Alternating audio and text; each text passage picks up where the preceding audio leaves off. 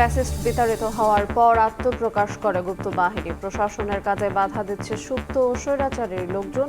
শরিকদের সঙ্গে বৈঠকে প্রধানমন্ত্রী রুখতে ঐক্যের ডাক। বিএনপি ও জামায়াতের সঙ্গে আলাদা জোটে থাকা দেওবন্দি ধারার দলগুলোকে এক করার উদ্যোগ হেফাজতের। জোটে ভাঙন নয়, ঐক্য গড়াই লক্ষ্য। প্রক্রিয়া নিয়ে চাওয়া হয়েছে লিখিত মতামত।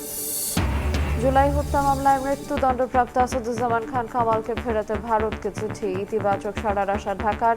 মিয়ানমার সীমান্তে কাঁটা তারের বেড়া দেওয়ার প্রস্তাব। বৃষ্টির সময় দেখা গেছে সিটি কর্পোরেশনের যেই ভাঙাচোরা কাজটি শুরু করে। সরকার এটা বাজেট দিলেও সিটি কর্পোরেশন থেকে এটার অনেক গাফিলতি আছে এটার ব্যাপারে। যতক্ষণ পর্যন্ত ইমপ্লিমেন্টেশন হবে না ততক্ষণ পর্যন্ত এরকম আমরা আশার বাণী শুনবো। নতুন ড্রেন নির্মাণ সংস্কারে কোটি কোটি টাকা ব্যয় নেই সমাধান। সামান্য বৃষ্টিতেই ডুবে যায় ঢাকা। কমে না ভোগান্তি। খাল পুনরুদ্ধার পানি বেরিয়ে যাওয়ার পথ না হলে কমবে না জলাবদ্ধতা।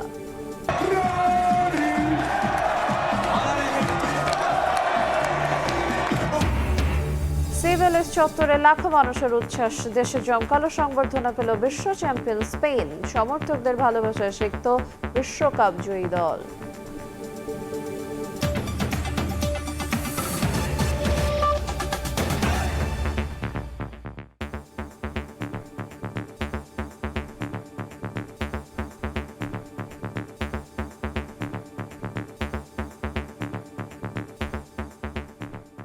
দেখছিলেন শিরোনাম।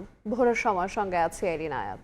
ফ্যাসিস্ট বিতাড়িত হওয়ার পর গুপ্ত বাহিনী আত্মপ্রকাশ করে জানিয়ে প্রধানমন্ত্রী বলেন, গুপ্ত ও স্বৈরাচারী লোকজন প্রশাসনের বিভিন্ন কাজ বাধাগ্রস্ত করছে। প্রধানমন্ত্রীর সঙ্গে শরিক দলগুলোর শীর্ষ নেতাদের বৈঠকে এদেরকে রুখতে ঐক্যের ডাক দেন প্রধানমন্ত্রী তারেক রহমান। পরে ব্রিফিংয়ে বিএনপি স্বাক্ষরিত জুলাই সনদ অক্ষরে অক্ষরে বাস্তবায়ন করবে বলে জানান মির্জা ফখরুল ইসলাম আলমগীর। সরকার গঠনের পর প্রথমবারের মতো শরিক দলগুলোর সঙ্গে মতবিনিময়ের আয়োজন ক্ষমতাসীনদের। দলগুলোর শীর্ষ নেতাদের সঙ্গে আলোচনা করতে সন্ধ্যায় রাষ্ট্রীয় অতিথি ভবন যমুনায় আসেন প্রধানমন্ত্রী তারেক রহমান। উপস্থিত নেতাদের সঙ্গে লম্বা সময় ধরে চলে সৌজন্য সাক্ষাৎ। যমুনায় আলোচনা হয় প্রায় 2 ঘন্টা ধরে। এ সময় দেশ পরিচালনা সহ রাজনৈতিক বিভিন্ন বিষয়ে মতবিনিময় করেন বিএনপি চেয়ারম্যান। উপস্থিত ছিলেন দলের জ্যেষ্ঠ নেতারাও। কয়েকদিন আগে আমার সাথে অন্তর্বর্তীকালীন সরকারের একজন উপদেষ্টা সাক্ষাৎ হয়েছিল। কথা প্রসঙ্গে উনি বলছিলেন যে উনারা যে 18 মাসের মতন দেশ পরিচালনা করেছেন, এই 18 মাস উনারা দেখেছেন যে কত অসহায়ের মতন উনারা ছিলেন। সরকারের 60% উপরে সেই গুপ্ত বাহিনীর ইনফ্লুয়েন্স ছিল। আমরা শুরু করেছি, কাজগুলো আস্তে আস্তে রোল করছে কাজগুলো আমাদের, কিন্তু আমরা কাঙ্ক্ষিত স্পিড যেটি আমাদের হওয়া উচিত ছিল সেটি পাচ্ছি না। কেন?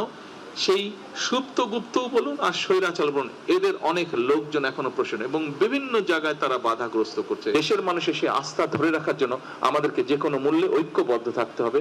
দেশের মানুষের আস্থা ধরে রাখার জন্য আমরা সকলে এক কাজ করব। বৈঠক শেষে সাংবাদিকদের ব্রিফিং করেন বিএনপি মহাসচিব। জানান, স্বাক্ষরিত জুলাই সনদের পূর্ণ বাস্তবায়ন চান তারাও। প্রশ্নের জবাবে তিনি বলেন, শরিকদের সঙ্গে আলোচনা করেই স্থানীয় সরকার নির্বাচনের সিদ্ধান্ত নেওয়া হবে। 31 দফা কর্মসূচি যেটা আমরা একসাথে দিয়েছিলাম, সেই 31 দফা কর্মসূচি বাস্তবায়িত হবে। এবং তিনি এটাও বলেছেন, আবারও জোর দিয়েই বলেছেন যে জুলাই সনদ যেটা আমরা সমস্ত রাজনৈতিক দলগুলো স্বাক্ষর করেছি, সেই জুলাই সনদ যারা, আমি আবার রিপিট করছি, যেগুলো আমরা স্বাক্ষর করেছি সেটার অক্ষরে অক্ষরে পালন করা হবে। বৈঠকের আনুষ্ঠানিকতায় আমন্ত্রিত নেতাদের সঙ্গে ছিল নৈশভোজের আয়োজনও। স্বপন আহমেদ, সময় সংবাদ, ঢাকা। মানবতাবিরোধী অপরাধের মামলায় মৃত্যুদণ্ডপ্রাপ্ত সাবেক স্বরাষ্ট্রমন্ত্রী আসাদুজ্জামান খান কামাল সহ দণ্ডিত আসামিদের দেশে ফিরিয়ে আনতে ভারতকে একাধিক চিঠি দিয়েছে বাংলাদেশ। প্রত্যর্পণ চুক্তির আওতায় এসব আবেদন করা হয়েছে জানিয়ে পররাষ্ট্র প্রতিমন্ত্রী বলেছেন, দ্বিপাক্ষিক সম্পর্কের স্বার্থে নয়াদিল্লি ইতিবাচক সাড়া দেবে বলে আশা করছে ঢাকা।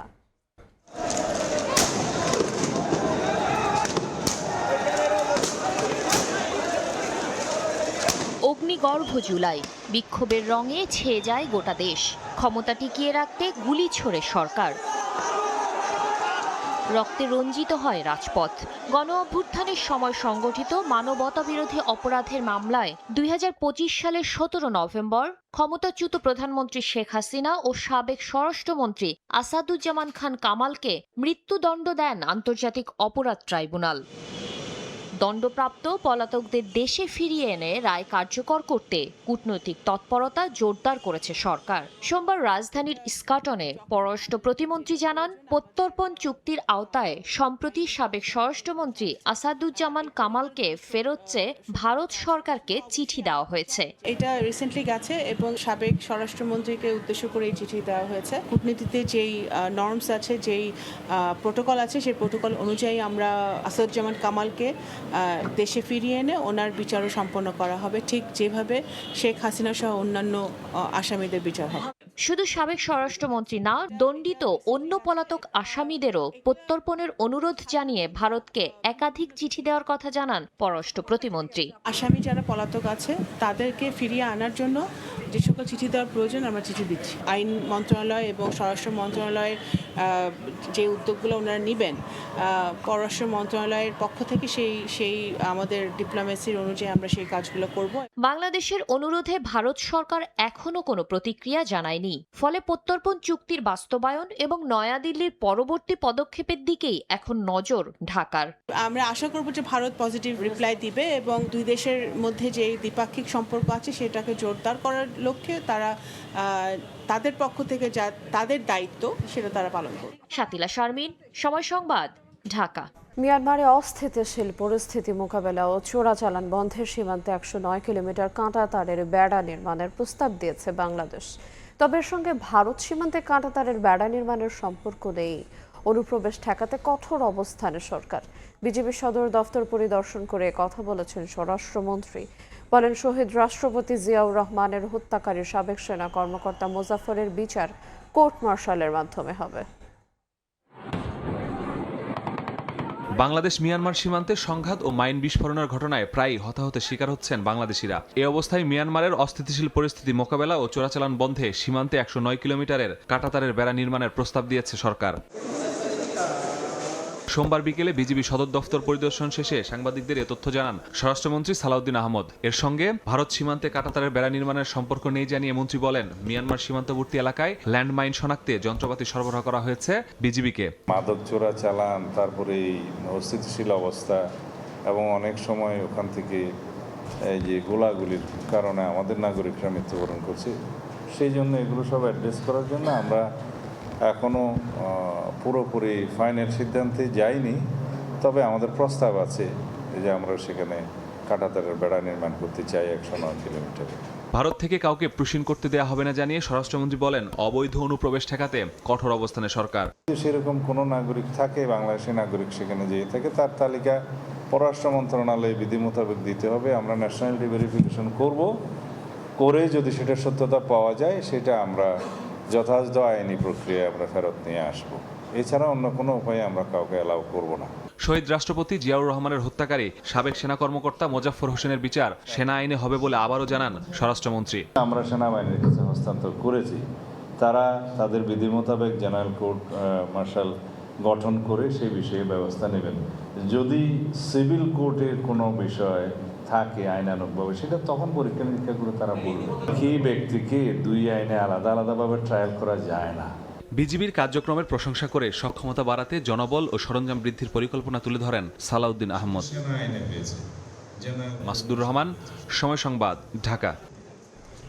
দেশের প্রকৃত উপকারভোগীদের কাছে ফ্যামিলি কার্ডের সুবিধা স্বচ্ছ ও নির্ভুলভাবে পৌঁছে দিতে তথ্য ভান্ডার গড়ে তোলার উপর গুরুত্ব দিয়েছেন প্রধানমন্ত্রী তারেক রহমান। সোমবার সচিবালয়ে মন্ত্রিপরিষদ বিভাগে ফ্যামিলি কার্ড কার্যক্রম সম্প্রসারণ পরিকল্পনা নিয়ে বৈঠক অনুষ্ঠিত হয়। এ সময় প্রধানমন্ত্রী প্রকৃত উপকারভোগীদের তথ্য সংগ্রহ, যাচাই বাছাই এবং উপকারভোগী নির্বাচন প্রক্রিয়ায় প্রতিটি ধাপে সর্বোচ্চ স্বচ্ছতা ও জবাবদিহিতা নিশ্চিত করার জন্য সংশ্লিষ্টদের নির্দেশনা দেন। এদিকে সরকার গঠনের পর প্রথমবারের মতো স্বাস্থ্য মন্ত্রণালয় এবং সংশ্লিষ্ট বিভাগগুলোর কর্মকর্তাদের সঙ্গে আনুষ্ঠানিকভাবে বৈঠক করেছেন প্রধানমন্ত্রী তারেক রহমান।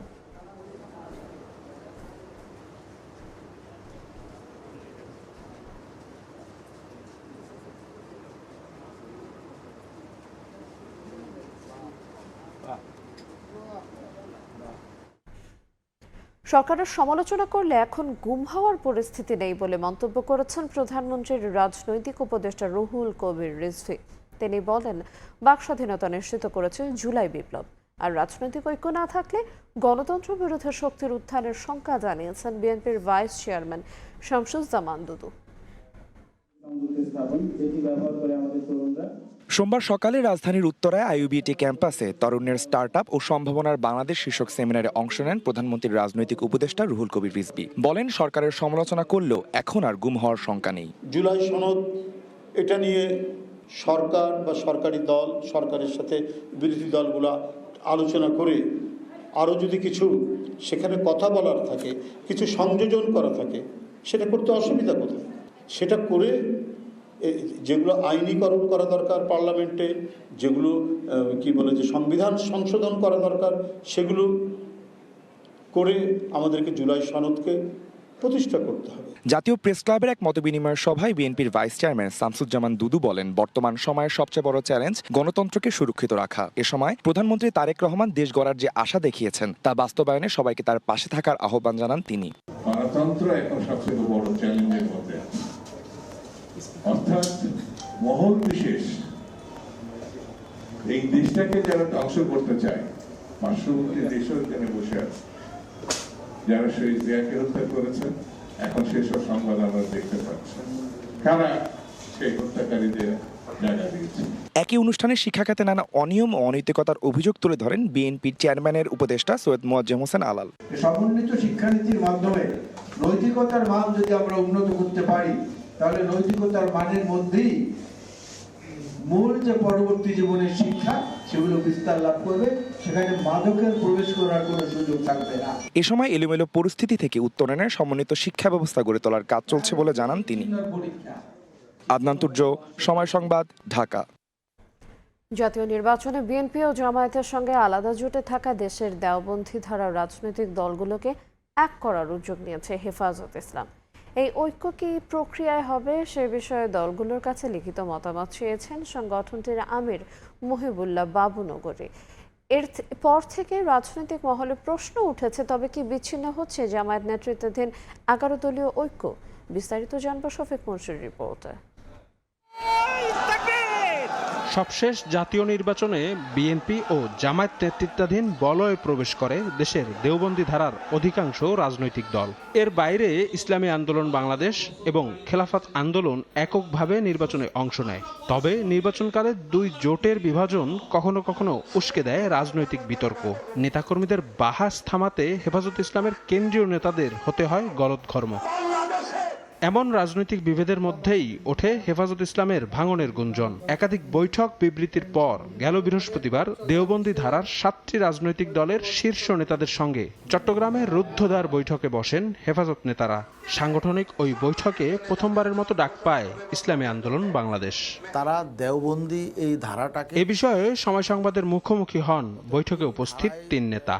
ইসলামী আন্দোলন বাংলাদেশের মহাসচিব বলেন, বিএনপি কিংবা জামায়াত জোটে নয়, নিজেদের মধ্যে ঐক্য দৃঢ় করাই বৈঠকের লক্ষ্য।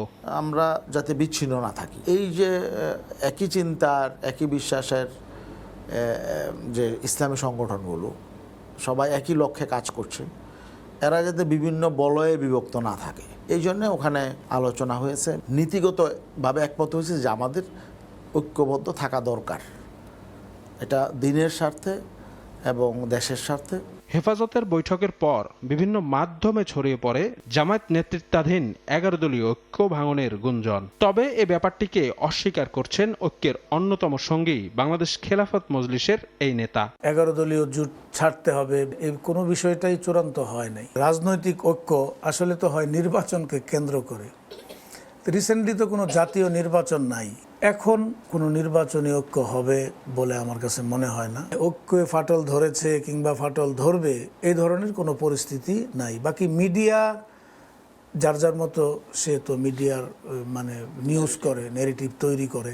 তবে হেফাজতে ইসলাম মনে করে রাজনৈতিক জোটে ভাঙন নয়, দেওবন্দী চিন্তাধারার সব দলগুলোর ঐক্য গড়াই তাদের মূল লক্ষ্য। যারা বিএনপির সাথে জোটে আছেন, জামায়াতের সাথে 11 দলে যারা আছেন, আপনারা বের হয়ে যান, এরকম কোনো কথাবার্তা বলেননি তিনি। তার উদ্দেশ্য এটাই ছিল যে আমরা যারা কওমি আছি, আমরা ঐক্যবদ্ধ একটা প্ল্যাটফর্মে আসি, আমাদের ঐক্যবদ্ধভাবে একটা আমাদের আলাদা শক্তি জনগণের সামনে আমরা প্রকাশ করা। ঐক্যের প্রক্রিয়া ঠিক করতে আগামী ৩ আগস্টের মধ্যে দলগুলোর পক্ষ থেকে লিখিত মতামত চেয়েছে হেফাজত আমির। এখনো আমাদের সামনে শফিক মুন্সি, সময় সংবাদ, ঢাকা। বর্ষা এলেই একই দুর্ভোগ। নগরবাসীর মনে পুরনো প্রশ্ন, আবারও কি তবে ডুবতে যাচ্ছে রাজধানী ঢাকার বেশিরভাগ এলাকা? সমস্যার সমাধানে গেল অর্থ বছরে জলাবদ্ধতা নিরসন এবং নর্দমা পরিষ্কারে উত্তর সিটি ব্যয় করেছে 178 কোটি টাকা, আর দক্ষিণ সিটিতে জলাবদ্ধতা নিরসন ও খালনালা পরিষ্কারে ব্যয় হয়েছে প্রায় 84 কোটি টাকা। প্রশ্ন উঠেছে, প্রতি বছর কোটি কোটি টাকা খরচের পরও কেন একই চিত্র? তানভীর হাসান মেঘের প্রতিবেদনে জানব বিস্তারিত।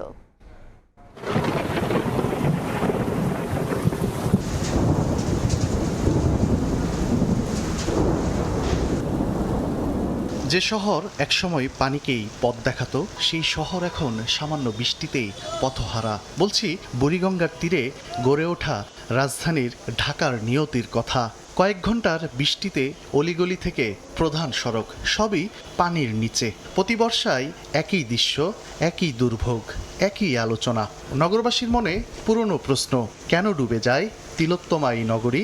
গবেষণার তথ্য বলছে, দীর্ঘ জলজট, জলাবদ্ধতার কারণ শুধু বৃষ্টির পানি নয়, বরং পানি বেরিয়ে যাওয়ার পথে নানা বাধা বিপত্তি। ড্রেন, খাল, জলাধার হয়ে যে পানি মেশার কথা ঢাকার আশেপাশের নদীতে, সেখানে এখন নেই প্রবাহ। প্রশ্ন উঠেছে, প্রতি বছর কোটি কোটি টাকার খরচের পরও কেন একই চিত্র? বৃষ্টির সময় দেখা গেছে সিটি কর্পোরেশনের যেই ভাঙাচোরা কাজটি শুরু করে, দেখা গেছে রাস্তাঘাটটা ভাঙা থাকলে তখনই ময়লা টলা ওই ভাঙা ঢাকে চলে যায়, চলে গেলে তখন এই সমস্যাটা তৈরি হয়। সরকার এটা বাজেট দিলেও সিটি কর্পোরেশন থেকে এটার অনেক গাফিলতি আছে এটার ব্যাপারে। এসি রুমের যেই প্ল্যানটা, সেই প্ল্যানটা অনেক এসি রুমের মতোই হয়। যতক্ষণ পর্যন্ত ইমপ্লিমেন্টেশন হবে না ততক্ষণ পর্যন্ত এরকম আমরা আশার বাণী শুনবো, প্রত্যেক বর্ষাতে আমরা গালাগালি করব।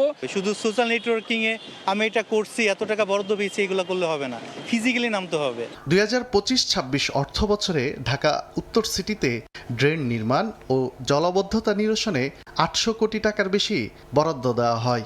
চলতি বছরে জুন পর্যন্ত যার ব্যয় হয়েছে প্রায় 178 কোটি টাকা। এ সময়ে নতুন ড্রেন নির্মাণ, সংস্কার ও পুনর্বাসন করা হয়েছে। ড্রেন পরিষ্কারে ব্যয় হয়েছে 15 লাখ টাকা। অন্যদিকে ঢাকা দক্ষিণ সিটিতে জলাবদ্ধতা নিরসনে 75 কোটি টাকা বরাদ্দ হয়, যার সিংহভাগই ব্যয় হয়েছে। আর বর্জ্য ব্যবস্থাপনা বিভাগের তথ্য বলছে, নর্দমা, খাল ও বক্স কালভার্ট পরিষ্কারে বরাদ্দকৃত 40 কোটি টাকার মধ্যে প্রায় 25 কোটি টাকা খরচ হয়েছে। খাল পুনরুদ্ধার ও পানি বের হওয়ার পথের বাধা আগে দূর করতে চান দক্ষিণ সিটির প্রশাসক, আর উত্তর সিটি প্রশাসকের নজর ড্রেন নির্মাণ ও খাল পুনরুদ্ধারের। পলিথিন যদি বন্ধ করা না যায় তাহলে আপনি কোনোভাবেই রাস্তা পরিষ্কার রাখতে পারবেন না, ড্রেন পরিষ্কার রাখতে পারবেন না, খালও পরিষ্কার রাখতে পারবেন না। আমরা অলরেডি 2-3টা প্রকল্প নিয়েছি, অন্তত বছরখানেক লাগবে, যেটা এই বছর হয়তো বেনিফিট পাবে না, নেক্সট ইয়ারে বেনিফিট পাবে। আমরা একটা নতুন করে প্রস্তাবনা দিয়েছি এলজিডি মন্ত্রণালয়কে, যে আমাদের খালগুলো খনন করার জন্য। তো আমাদের খালগুলো যদি খনন করতে পারি, তাহলে এই যে আজকে যে আমরা ড্রেনেজের যে কাজগুলো করছি, সেটা সুফল কিন্তু আমরা ভোগ করতে পারবো। নগর পরিকল্পনাবিদরা বলছেন, কোটি কোটি টাকা ব্যয়ে ড্রেন নির্মাণ করলেও খাল, জলাধার ও পানি নিষ্কাশনের পথ ফিরিয়ে না আনলে জলাবদ্ধতা কমবে না। হাতিঝিলের মতোই আরও 5টি রিটেনশন এরিয়া তৈরি করতে হবে, মানে বৃষ্টি হলে পানিটা যাতে কোনো একটা জায়গায় জড়ো হতে পারে। প্রতি বর্ষায় একটাই প্রশ্ন, আবারও কি এই শহর ডুববে? উত্তরটা আকাশে নয়, লুকিয়ে আছে শহরের মাটির নিচে, খালের বুকে, ড্রেনের ভেতরে এবং নগর পরিকল্পনার নকশায়। তানভীর হাসান মেঘ, সময় সংবাদ, ঢাকা।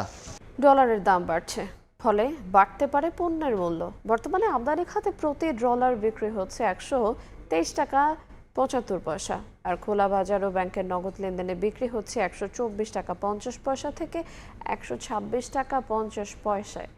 কেন্দ্রীয় ব্যাংকের মতে, কৃত্রিম নয়, রপ্তানি আয়ের ধীরগতি ও আমদানি বৃদ্ধির চাহিদা নির্ধারণ করেছে ডলারের বাজার মূল্য। বিশ্লেষকদের আশঙ্কা, মধ্যপ্রাচ্যের অস্থিরতা বাড়বে আমদানি ব্যয়, উস্কে দিতে পারে উৎপাদন খরচ এবং মূল্যস্ফীতিও। সাইলিয়া সুলতানার রিপোর্ট। দেশের ডলারের দাম আবারও বেড়েছে। আন্তঃব্যাংক লেনদেন পর্যালোচনায় দেখা যায় জুলাইয়ের শুরুতে ডলারের দাম বৃদ্ধির গতি ছিল 13 থেকে 15 পয়সা। শেষ সপ্তাহে 1 লাফে বাড়ে 50 পয়সা। কেনার সাথে তাল রেখে ব্যাংকে ডলার বিক্রিতে দামও বেড়েছে। গত এক সপ্তাহে আমদানি খাতে 123 টাকা 75 পয়সা ডলার বিক্রি হয়েছে 123 টাকা 90 পয়সায়। এছাড়া খোলা বাজারে ও ব্যাংকগুলোর নগদ লেনদেনে ডলার 124 টাকা 50 পয়সা থেকে 126 টাকা 50 পয়সায় বিক্রি হচ্ছে। রপ্তানি আয়ের ধীরগতি এবং আমদানি কার্যক্রম বৃদ্ধি পাওয়ায় ডলারের চাহিদা বাড়ার কারণে মূলত এই দাম বৃদ্ধি পাচ্ছে বলে জানায় কেন্দ্রীয় ব্যাংক। বাংলাদেশ ব্যাংক এক্সচেঞ্জ রেটের উপর কোনো প্রকার হস্তক্ষেপ করে না। এই দর নির্ধারিত হয় চাহিদা এবং যোগানের প্রেক্ষিতে, অর্থাৎ মার্কেট ডিসাইড করে এক্সচেঞ্জ রেট বা ডলারের মূল্য কত হবে। যদি অভিযোগ ওঠে কোনো ব্যাংক কোনো কারসাজি করছে, আমাদের যে বৈদেশিক মুদ্রা পরিদর্শন বিভাগ আছে তারা বিষয়টা পরিদর্শন করবে। তবে ডলারের এই বৃদ্ধি শুধুমাত্র IMF এর পরামর্শে নয়, বরং মধ্যপ্রাচ্যের অস্থিরতাকেও দায়ী করেছেন বিশ্লেষকরা। তাদের মতে আমদানিতে উচ্চ মূল্যে ডলারের ব্যয় আবারও পণ্যের মূল্যে উল্লম্ফন দেখাবে সাধারণ মানুষকে। বাড়বে উৎপাদন খরচ, বাড়বে মূল্যস্ফীতি। আমাদের খাদ্যপণ্য থেকে শুরু করে মেশিনারি সবই তো আমরা আমদানি করে থাকি। তার মানে কি দাম বেড়ে যেতে পারে? হ্যাঁ, এগুলো সবকিছুরই দাম কিছুটা বাড়বে। আমাদের কাছে মনে হয় কি যে 15 পয়সা 20 পয়সা 30 পয়সা যদি বেশি হয় তাহলে এটা বোধহয় কোনো বড় সমস্যা নেই, কিন্তু যখন হাজার হাজার কোটি টাকার লেনদেন হয় তখন কিন্তু এইটাই একটা বড় ইন্ডিকেটর। ডলারের এই ঊর্ধ্বগতি কতদিন স্থায়ী হয় এবং এর প্রভাব বাজারে কতটা পড়ে সেদিকেই নজর বিনিয়োগকারী ও সাধারণ মানুষের। সেলিয়া সুলতানা, সময় সংবাদ, ঢাকা। দুর্নীতির মামলায় বরখাস্ত সেনা কর্মকর্তা জিয়াউল হাসানের 9তলা ভবন নিয়ন্ত্রণে নিয়েছে দুদক। সোমবার পূর্বাঞ্চলের জলসরিতে অভিযান চালিয়ে বিপুল আর্থিক অসঙ্গতির তথ্য পায় সংস্থাটি। এদিকে সাবেক ভূমিমন্ত্রী সাইফুজ্জামান চৌধুরীর গুলশানে জব্দ করা হয় 18 কোটি টাকার 2টি ফ্ল্যাটে মিলেছে দুর্নীতির নানা আলামত। 40 কোটি টাকার অবৈধ সম্পদ ও 342 কোটি টাকার সন্দেহজনক লেনদেনের অভিযোগে 2025 সালে বরখাস্ত মেজর জেনারেল জিয়াউল আহসান ও তার স্ত্রী নুসরাত জাহানের বিরুদ্ধে মামলা করে দুদক। তারা যাতে সম্পদ বিক্রি করতে না পারেন সেজন্য সংস্থাটির আবেদনে জব্দের আদেশ দেন আদালত। জব্দ তালিকায় থাকা জলছিড়ি প্রকল্পের 9তলা ভবন নিয়ন্ত্রণ নিতে সোমবার সকাল থেকে কাজ শুরু করে দুদক, যেখানে আসবাবপত্র সহ আর্থিক লেনদেনের বিপুল তথ্য মেলে। ইনভেন্টরি লিস্টটা চলছে, ওখানে যতদূর জানা গেছে ওখানে বিপুল পরিমাণ ব্যবহার্য সামগ্রী পাওয়া গেছে এবং কিছু আর্থিক তথ্য পাওয়া গেছে, যা হয়তো পরবর্তীতে আমাদের ইনভেন্টরি লিস্টটা শেষ হোক হয়তো আপনাদের জানানো যাবে বা যেগুলো তদন্ত কাজে সহায়তা করবে বলে আমরা মনে করছি। এদিকে সাবেক ভূমিমন্ত্রী সাইফুজ্জামান চৌধুরী জাবেদের গুলশানে 18 কোটি টাকার 2টি ফ্ল্যাট 2 দিন অভিযান চালিয়ে নিয়ন্ত্রণে নিয়েছে দুদকের সম্পদ ব্যবস্থাপনা বিভাগ, যেখানে দুর্নীতির নানা আলামত সহ 260 ধরনের সামগ্রী মিলেছে। সাইফুজ্জামান জাবেদের ওখানে 2টি ফ্ল্যাট ছিল, এখানে drawing room, bedroom, kitchen room, এগুলো থেকে প্রায় 260 আইটেমের বেশি ওখানে ব্যবহার্য সামগ্রী পাওয়া গেছে। সাবেক এই ভূমিমন্ত্রীর বিরুদ্ধে 9 দেশে 10,000 কোটি টাকা অর্থ পাচারের প্রমাণ পেয়েছে দুদক। তাসলিম তৌহিদ, সময় সংবাদ, ঢাকা। ভোরের সময় আরও থাকছে। দিন দিন বাড়ছে ফেসবুকে প্রেমের ফাঁদ, ব্ল্যাকমেইল, ভুয়া চাকরি ও ভিসার প্রলোভনে প্রতারণার ঘটনা। রংপুর বিভাগে 2 মাসের শতাধিক মামলা, কঠোর আইন ও সচেতনতার তাগিদ। বগুড়ার শাহজাহানপুরের শ্যালককে অপহরণের সময় বাধা দিতে গিয়ে ছুরিকাঘাতে নিহত হয়েছেন দুলাভাই। নিহতের মরদেহ শহীদ জিয়াউর রহমান মেডিকেল কলেজ হাসপাতাল মর্গে রাখা আছে। আহতদের হাসপাতালে চিকিৎসা শেষে বাড়ি নেওয়া হয়েছে। জড়িতদের শনাক্ত ও গ্রেফতারের চেষ্টা চলছে বলে জানিয়েছে পুলিশ। শ্যালককে অপহরণে বাধা দেওয়ায় প্রাণ দিতে হলো দিনমজুর দুলাভাই রঞ্জু মিয়াকে। স্বজনদের দাবি, শাহজাহানপুরের খাসিরা গ্রামে স্থানীয় একটি চক্র দীর্ঘদিন ধরে মাদক কারবার করে আসছিল।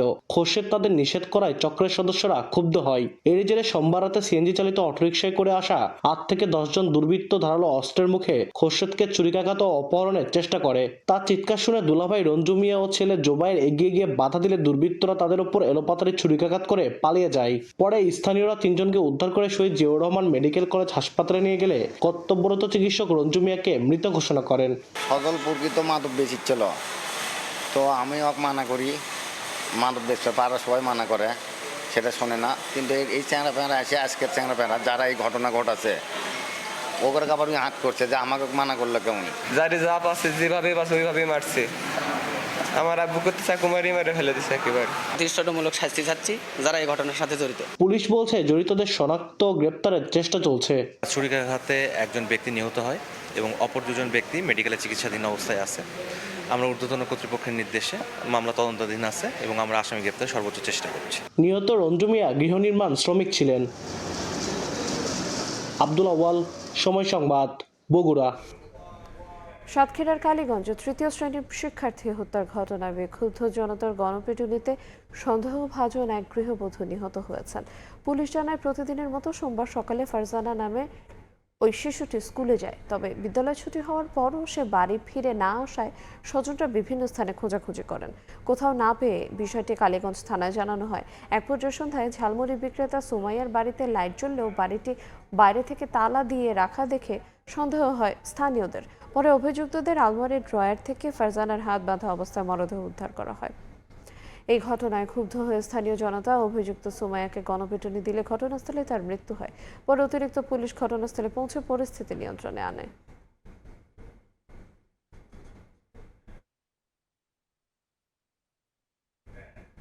নড়াইলে ধর্ষণের পর শিশুকে হত্যার অভিযোগ উঠেছে প্রতিবেশীর বিরুদ্ধে।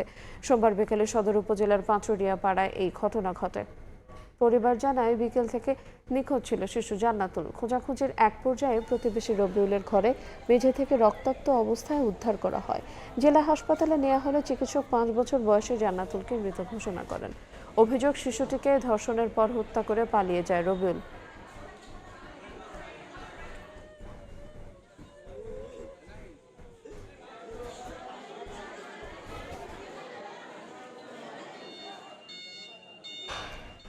ফরিদপুরের প্রতিপক্ষের হামলায় অন্তঃসত্ত্বার গর্ভপাতের অভিযোগ উঠেছে। সদরপুর উপজেলার বালাডাঙ্গা এলাকায় নিজ বাড়িতে বসবাস করতেন প্রবাস ফেরত পারভিন বেগম। অভিযোগ, বাড়িটি দখলে নিতে চেষ্টা চালাচ্ছিল প্রতিবেশী মজিবুর এবং মোজাফফর।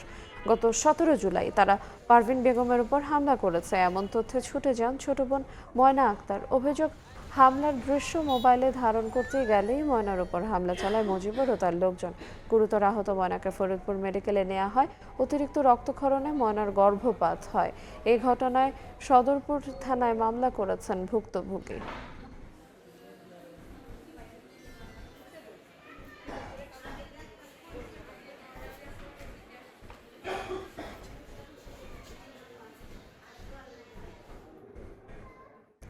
ঢাকা মাওয়া এক্সপ্রেসওয়েতে রাস্তা পারাপারের সময় বাসের ধাক্কায় নারীর মৃত্যু হয়েছে। সোমবার বিকেলে শ্রীনগর ফেরিঘাট এলাকায় এই দুর্ঘটনা ঘটে। পুলিশ জানায় বাস থেকে নেমে রাস্তা পারাপার হচ্ছিলেন ওই নারী। হঠাৎ একটি যাত্রীবাহী বাস সেখানে পৌঁছে সজোরে ধাক্কা দেয়। ছিটকে পড়ে ঘটনাস্থলে প্রাণ হারান ওই নারী। নিহতের পরিচয় তাৎক্ষণিকভাবে শনাক্ত করা যায়নি। খবর পেয়ে শ্রীনগর ফায়ার স্টেশনের একটি উদ্ধারকারী দল মরদেহ উদ্ধার করে হস্তান্তর করে হাইওয়ে পুলিশের কাছে।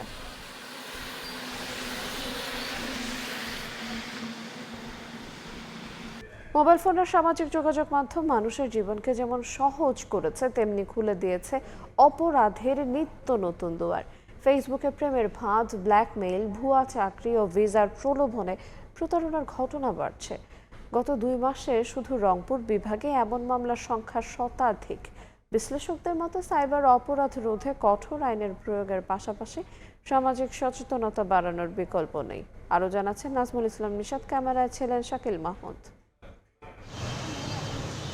একটি ফ্রেন্ড রিকোয়েস্ট, কয়েকদিনের কথোপকথন, তারপর গড়ে ওঠা বিশ্বাসের সম্পর্ক। সেই বিশ্বাসকে পুঁজি করেই প্রতারক চক্র সংগ্রহ করে ব্যক্তিগত ছবি। এরপর শুরু হয় ব্ল্যাকমেল। সম্মানহানির ভয় দেখিয়ে আদায় করা হয় 14 লাখের বেশি টাকা। এমনকি ব্যক্তিগত ছবি ছড়িয়ে দেওয়া হয় বিভিন্ন গ্রুপে। পরে আইনের আশ্রয় নেন এই তরুণী। আবার টাকা দিতে হবে, তখন আমি দিতে না পারায় 3/6/2026 তারিখে হোয়াটসঅ্যাপ গ্রুপে 20 জনের মাঝে ছবি আর ভিডিও ছেড়ে দেয়। তখন হচ্ছে গ্রামে যখন হচ্ছে জানাজানি হয়, আমার মান সম্মান ক্ষুণ্ণ হয়। শুধু সম্পর্কের ফাঁদি নয়, সামাজিক যোগাযোগ মাধ্যমে ইউরোপ, কানাডা, অস্ট্রেলিয়ায় চাকরির লোভ দেখিয়ে প্রতিনিয়ত প্রতারণা করছে সংঘবদ্ধ চক্র। ভুয়া ওয়েবসাইট, নকল অফিস এবং জাল কাগজপত্র ব্যবহার করে তারা হাতিয়ে নিচ্ছে লাখ লাখ টাকা। বগুড়ার এই দুই বাসিন্দা জানালেন, গত 1 বছরে এমন একটি চক্র তাদের কাছ থেকে হাতিয়ে নিয়েছে 31 লাখ টাকা। দেয়া হয়েছে কানাডার নকল ভিসা, ওয়ার্ক পারমিট সহ নানা কাগজ। 1-1.5 মাসের মধ্যে আপনি কানাডা নিয়ে যাবো, আপনি 4-5 লাখ টাকা কামাই করেন মাসে, এই কথা বলছে স্যার। আরও অনেক কিছু বলছে, তা আমি আর ওইগুলো কথা শোনা যায়, কোরআনের কথা কইছে, তখন আমি বিশ্বাস করে টাকা দিই। পাসওয়ার্ড গোপন করা আছে, এখন বলা যাবে না। আপনার হচ্ছে ওটা যখন আপনার টিকিট দেওয়া হবে তখন আপনার মনে করেন যে ওই ইয়েটা ওপেন করে দেওয়া হবে। নীলফামারী, রংপুর ও গাইবান্ধার বেশ কয়েকটি চক্র এখন সক্রিয়।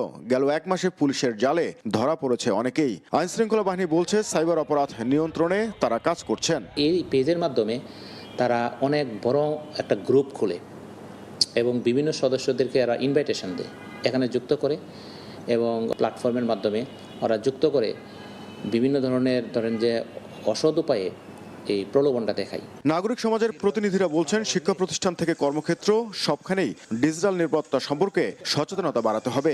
একই সঙ্গে সাইবার অপরাধের দ্রুত তদন্ত, বিচার এবং কঠোর শাস্তি নিশ্চিত করতে হবে। পরিবার থেকে শিক্ষা প্রতিষ্ঠান, সেখান থেকে রাষ্ট্র সমন্বয়ভাবে আমাদেরকে একটা সচেতনামূলক প্রোগ্রামে যেতে হবে। সাইবার বিশেষজ্ঞদের মতে, এআই ব্যবহার করে নতুন নতুন প্রতারণার ফাঁদ তৈরি করছে প্রতারক চক্র।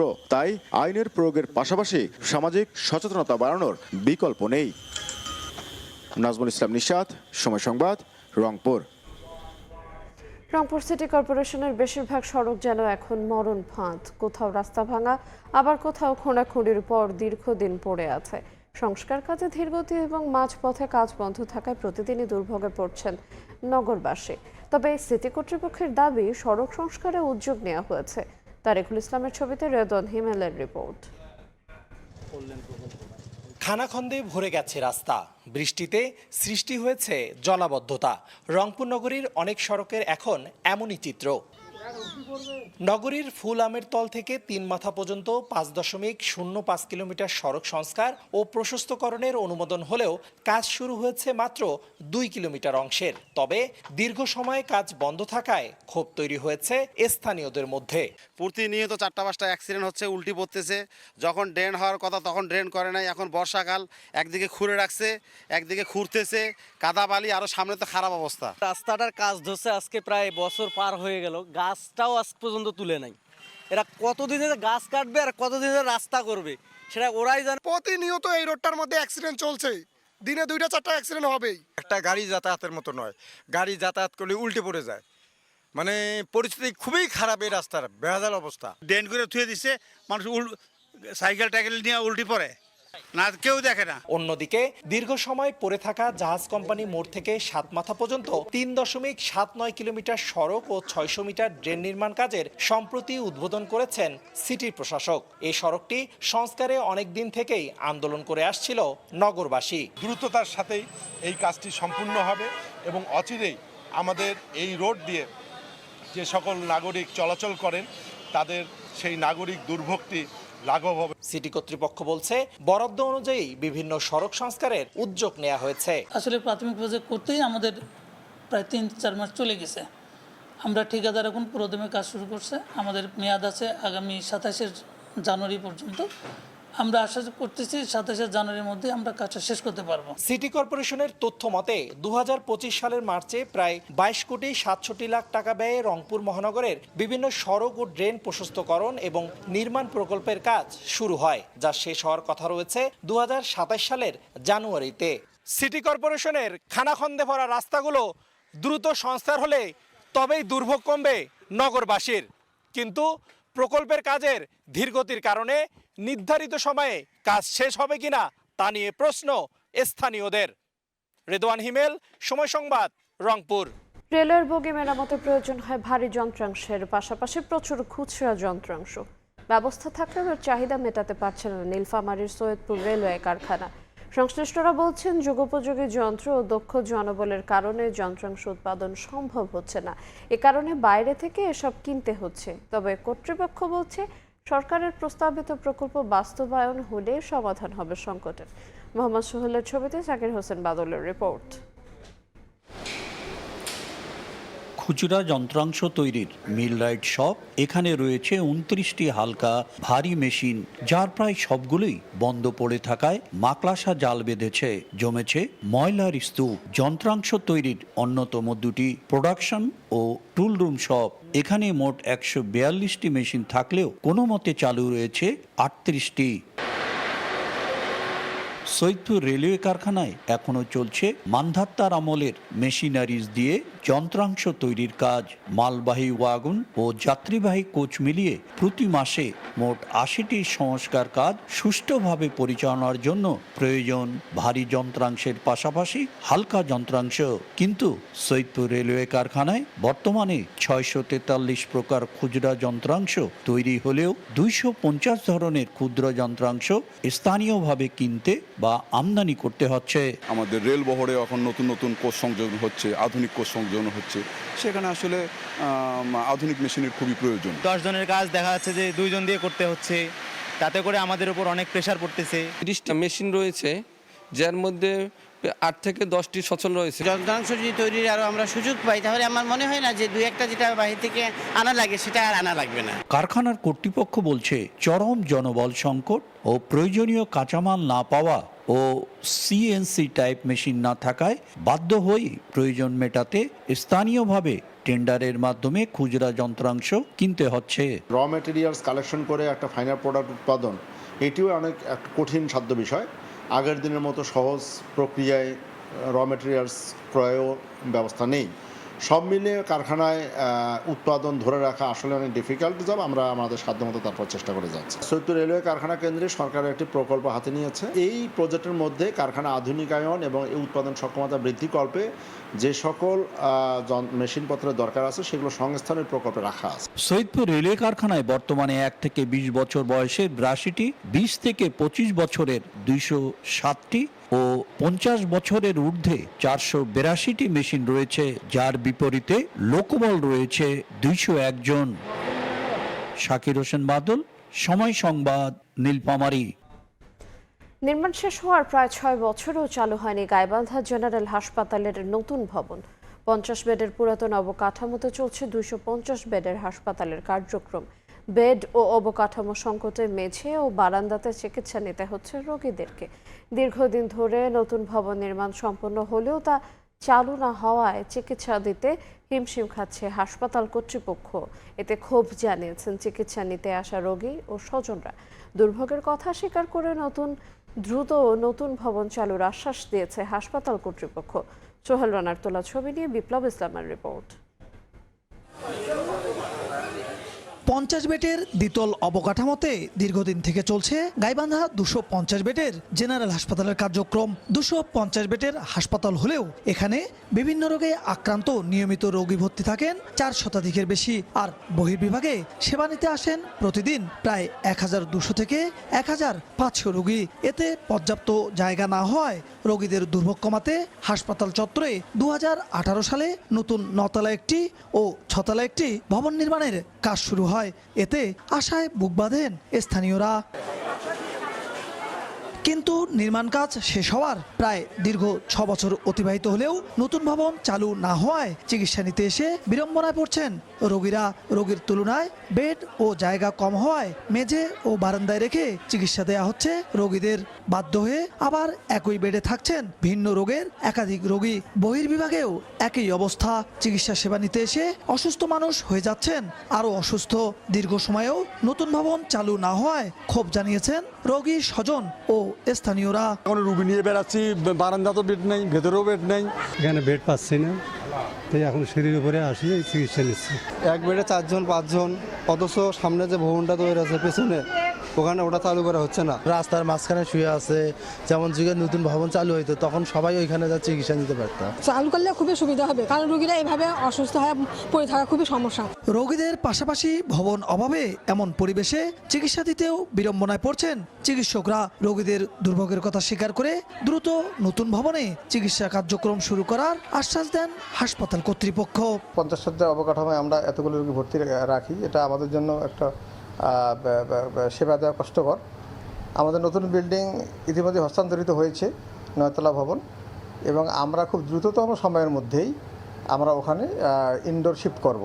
2018 সালের 7 জুন 34,53,59,550 টাকা ব্যয়ে ভবন দুটি নির্মাণের কাজ শুরু হয়। পরবর্তীতে ব্যয় বাড়িয়ে 39,70,00,000 টাকা করা হয়।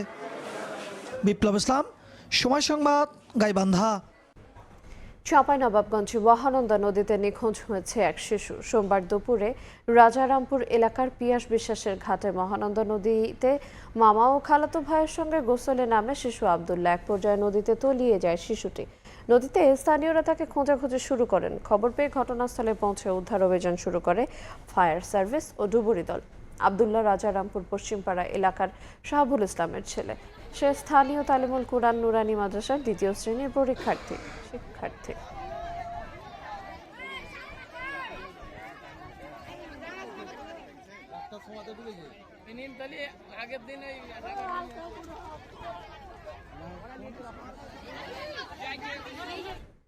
মৌলভীবাজারের 999 কল পেয়ে দুর্গম পাহাড়ি পথে আটকে পড়া 10 পর্যটককে উদ্ধার করা হয়েছে।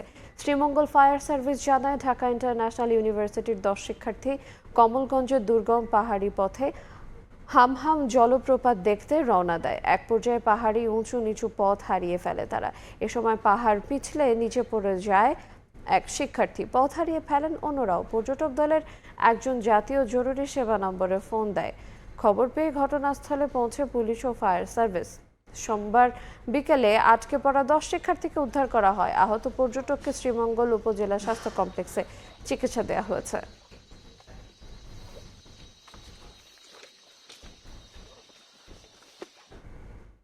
5 বছর ধরে বন্ধ গাইবান্ধার রংপুর চিনিকল।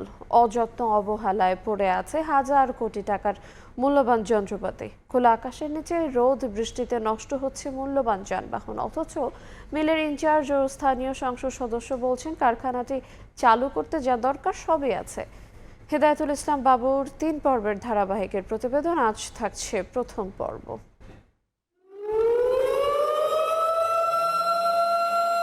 সাইরেনের আওয়াজে একসময় জেগে উঠত এ জনপদ। যে সাইরেনের কেন্দ্র ছিল গাইবান্ধার রংপুর চিনিকল। সাইরেনের সঙ্গে বন্ধ হয়েছে শত শত আখবাহী ট্রাকের চলাচল। চিমনিতে ধোঁয়া নেই, বন্ধ দেশীয় চিনির উৎপাদন। 5 বছরেরও বেশি সময় ধরে বন্ধ প্রতিষ্ঠানটি। গাইবান্ধা সহ উত্তরের বিস্তীর্ণ জনপদের অর্থনীতির ভিত মজবুত করেছিল যে কারখানা, সেখানে এখন শুনশান নীরবতা। উত্তরবঙ্গ হৃদয় স্পন্দন বলেন আর হলো অর্থনৈতিক চালিকা শক্তি বলেন, এটাই এই এলাকা নির্ভরশীল। শ্রমিক কর্মচারী না, এখানকার ব্যবসায়ী থেকে শুরু করে সকল স্তরের মানুষের বেঁচে থাকার জন্যই মিলটা আবারও চালু করা প্রয়োজন। অযত্ন অবহেলায় পড়ে আছে হাজার কোটি টাকার মূল্যবান যন্ত্রপাতি। খোলা আকাশের নিচে রোদ বৃষ্টিতে নষ্ট হচ্ছে মূল্যবান যানবাহন। বিপুল এ সম্পদ রক্ষায় নেই কার্যকর উদ্যোগ। বন্ধ চিনিকল গুলো তো সরকারের নজর আছে, এটা তো আমি একার বিষয় না। শুধু চিনিকল না, বন্ধ সব কলকারখানা চালু করার ব্যাপারে সরকারের একটা উদ্যোগ আছে। অথচ মিলের ইনচার্জ ও স্থানীয় সংসদ সদস্য বলছেন, কারখানাটি চালু করতে যা দরকার সবই আছে। 4 থেকে 5 মাস চালিয়ে এটাকে ভালো একটা লাভজনক পর্যায়ে নিয়ে যাওয়া যাবে এই যন্ত্রাংশ দিয়েই রিপেয়ার করে। আমরা যদি এই মিলটাকে 4 মাস চালু রাখতে পারি এবং আমাদের যে সমস্ত অপারেশন সাইটগুলো সেগুলো ঠিকভাবে মেরামত করতে পারি আর আমাদের জনবলকে যদি দক্ষভাবে কাজে লাগাইতে পারি, তাহলে আমরা এই মিলটাকে আবার লাভজনক অথবা ব্রেক ইভেনে নিয়ে যেতে পারব। 1954 সালে গাইবান্ধার গোবিন্দগঞ্জের মহিমাগঞ্জে স্থাপন করা হয় রংপুর চিনিকল। হেদায়েতুল ইসলাম বাবু, সময় সংবাদ, গাইবান্ধা। লালমনিরহাট আদিতমারির তালুক দুলালী রাজ কাচারি সরকারি প্রাথমিক বিদ্যালয়ের পরিত্যক্ত ভবনে চলছে শিক্ষা কার্যক্রম।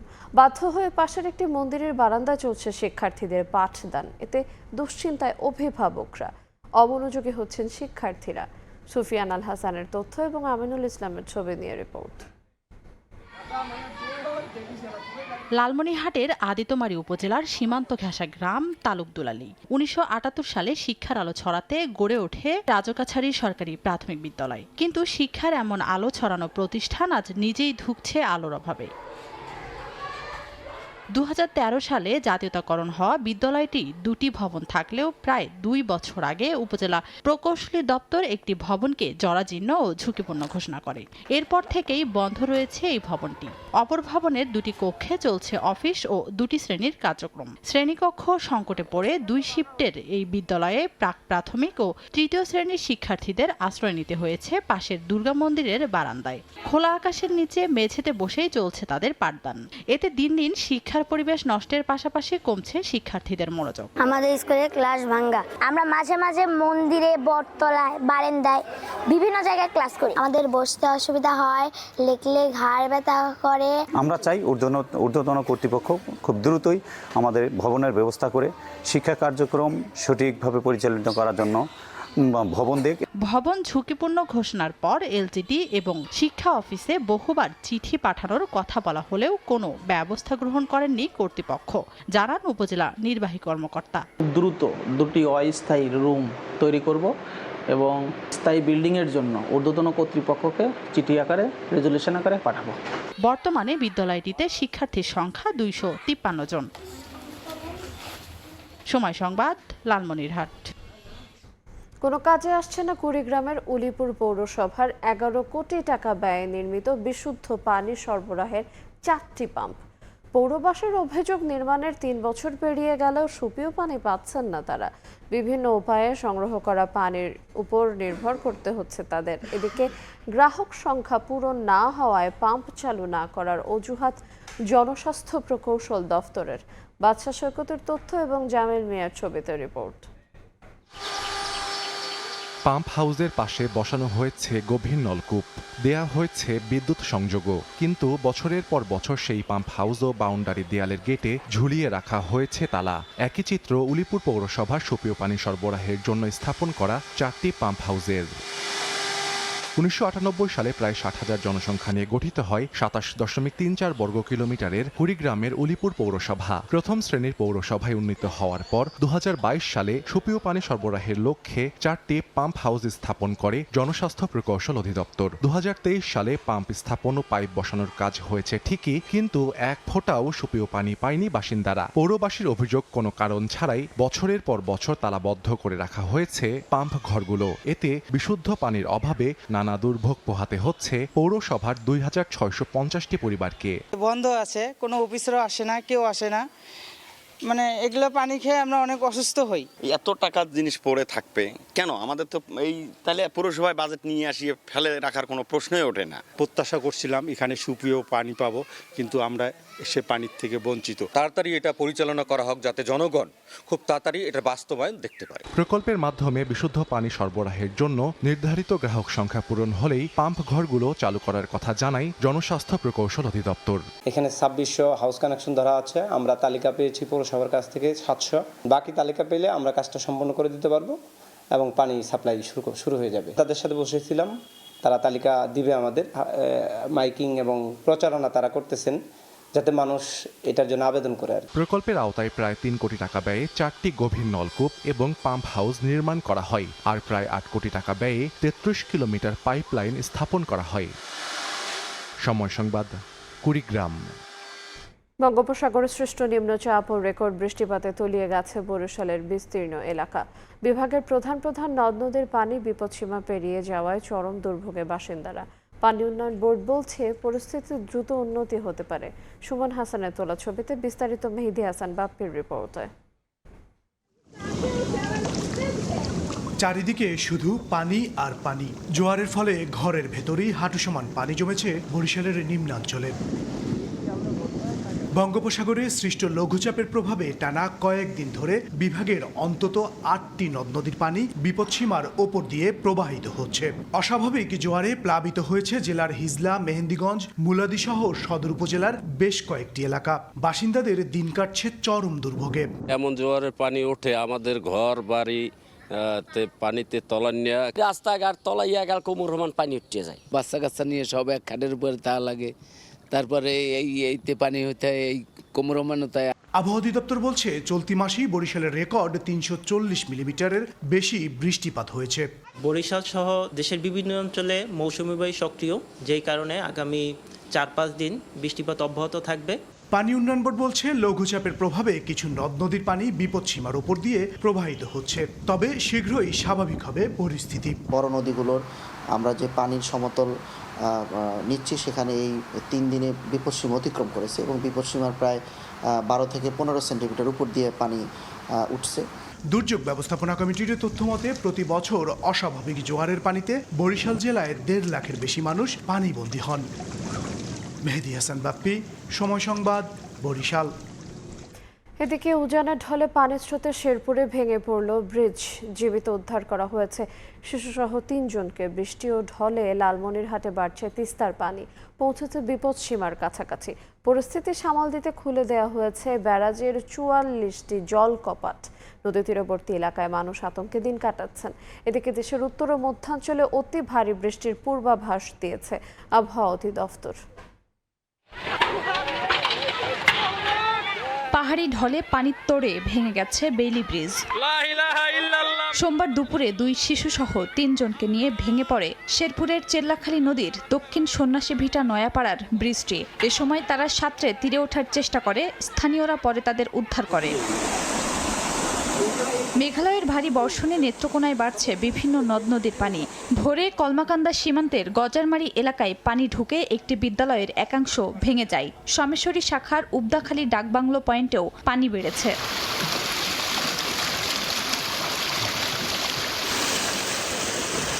উজানের ঢল আর বৃষ্টিতে বাড়ছে তিস্তার পানি। ডালিয়া পয়েন্টে ওঠানামা করছে পানি। এরই মধ্যে তিস্তা ব্যারাজের 44টি জলকাপাট খুলে দিয়েছে পানি উন্নয়ন বোর্ড। সোমবার সকাল থেকে দেশের বিভিন্ন স্থানে থেমে থেমে বৃষ্টি হয়। আবহাওয়া অফিস বলছে ঢাকা, রংপুর, ময়মনসিংহ ও সিলেট বিভাগে ভারী থেকে অতি ভারী বৃষ্টি হতে পারে। চট্টগ্রাম বিভাগ ছাড়া আর বাকি যে 7টা বিভাগ আছে সব বিভাগের জন্যই ভারী থেকে অতি ভারী বর্ষণের একটা সতর্কবার্তা জারি করা হয়েছে। ভারী বর্ষণের সতর্কবার্তা জারি করেছি, পাশাপাশি বলেছি যে ঢাকা মহানগরীতে অস্থায়ীভাবে জলাবদ্ধতা তৈরি হতে পারে। 23 তারিখ থেকে দেশের দক্ষিণাঞ্চল বিশেষ করে চট্টগ্রাম বিভাগে ভারী বর্ষণের পূর্বাভাস দিয়েছে আবহাওয়া অফিস।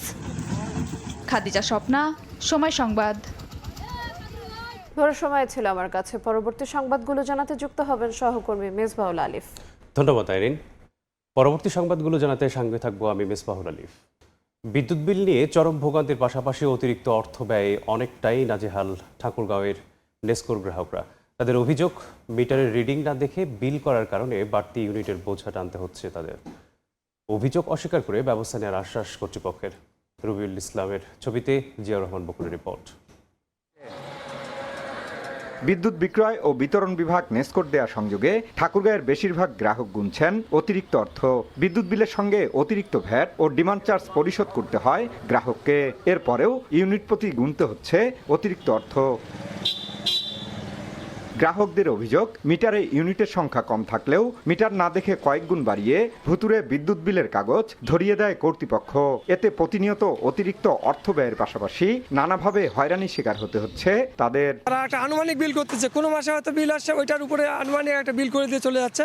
আর সে মিটারও তারা অনেক সময় ঠিক মতো দেখে না। বিদ্যুৎ অফিসে গেলে তাদেরকে কমপ্লেন করতে গেলে অফিসে গিয়ে যদি সরাসরি কথা বলা যায়, এগুলো নিয়ে তারা অতটা কর্ণপাত দেয় না। তারা কোনো এটার প্রতি কোনো গুরুত্বই দেয় না, সবাই ব্যস্ততা দেখায়। বিলগুলো সঠিকভাবে মিটারগুলো চেক করে না প্রতি মাসে, এইভাবেই বিল করে যাচ্ছে। এরা ব্যবহার 100 করি, গরমের সময় দেখা যাচ্ছে যে 200 মিটার করে ধাপে ফেলে উচ্চ রেটে তা আমাদের গ্রাহকদের সেই বিল পরিশোধ করতে হয়। রিডিংটা ঠিক করে দেখে কত ইউনিট হয়েছে, এটা সঠিকভাবে নিয়ে গেলে আমাদের জন্য ভালো হয়, তাহলে আমাদের পারফেক্ট বিলটা আসবে। অভিযোগ স্বীকার করে ব্যবস্থা নেওয়ার গতানুগতিক আশ্বাস কর্তৃপক্ষের। আমরা এলাকায় রিকভার করার চেষ্টা করতেছি, আমার আন্তরিকতা আছে, যারা আসতেছে আমি ওটা সলভ করে দিচ্ছি। প্রতি 1000-এ 5-6 জনের একটু সমস্যা হবে, আমি কারেকশন করে দিই। নেসকোর তথ্য মতে প্রতিষ্ঠানটির আওতায় পৌর এলাকা সহ সদর উপজেলার 5টি ইউনিয়নে বিদ্যুৎ সরবরাহ করা হচ্ছে, যার মোট গ্রাহক সংখ্যা প্রায় 47,000। এর বিপরীতে মিটার রিডার রয়েছেন 29 জন।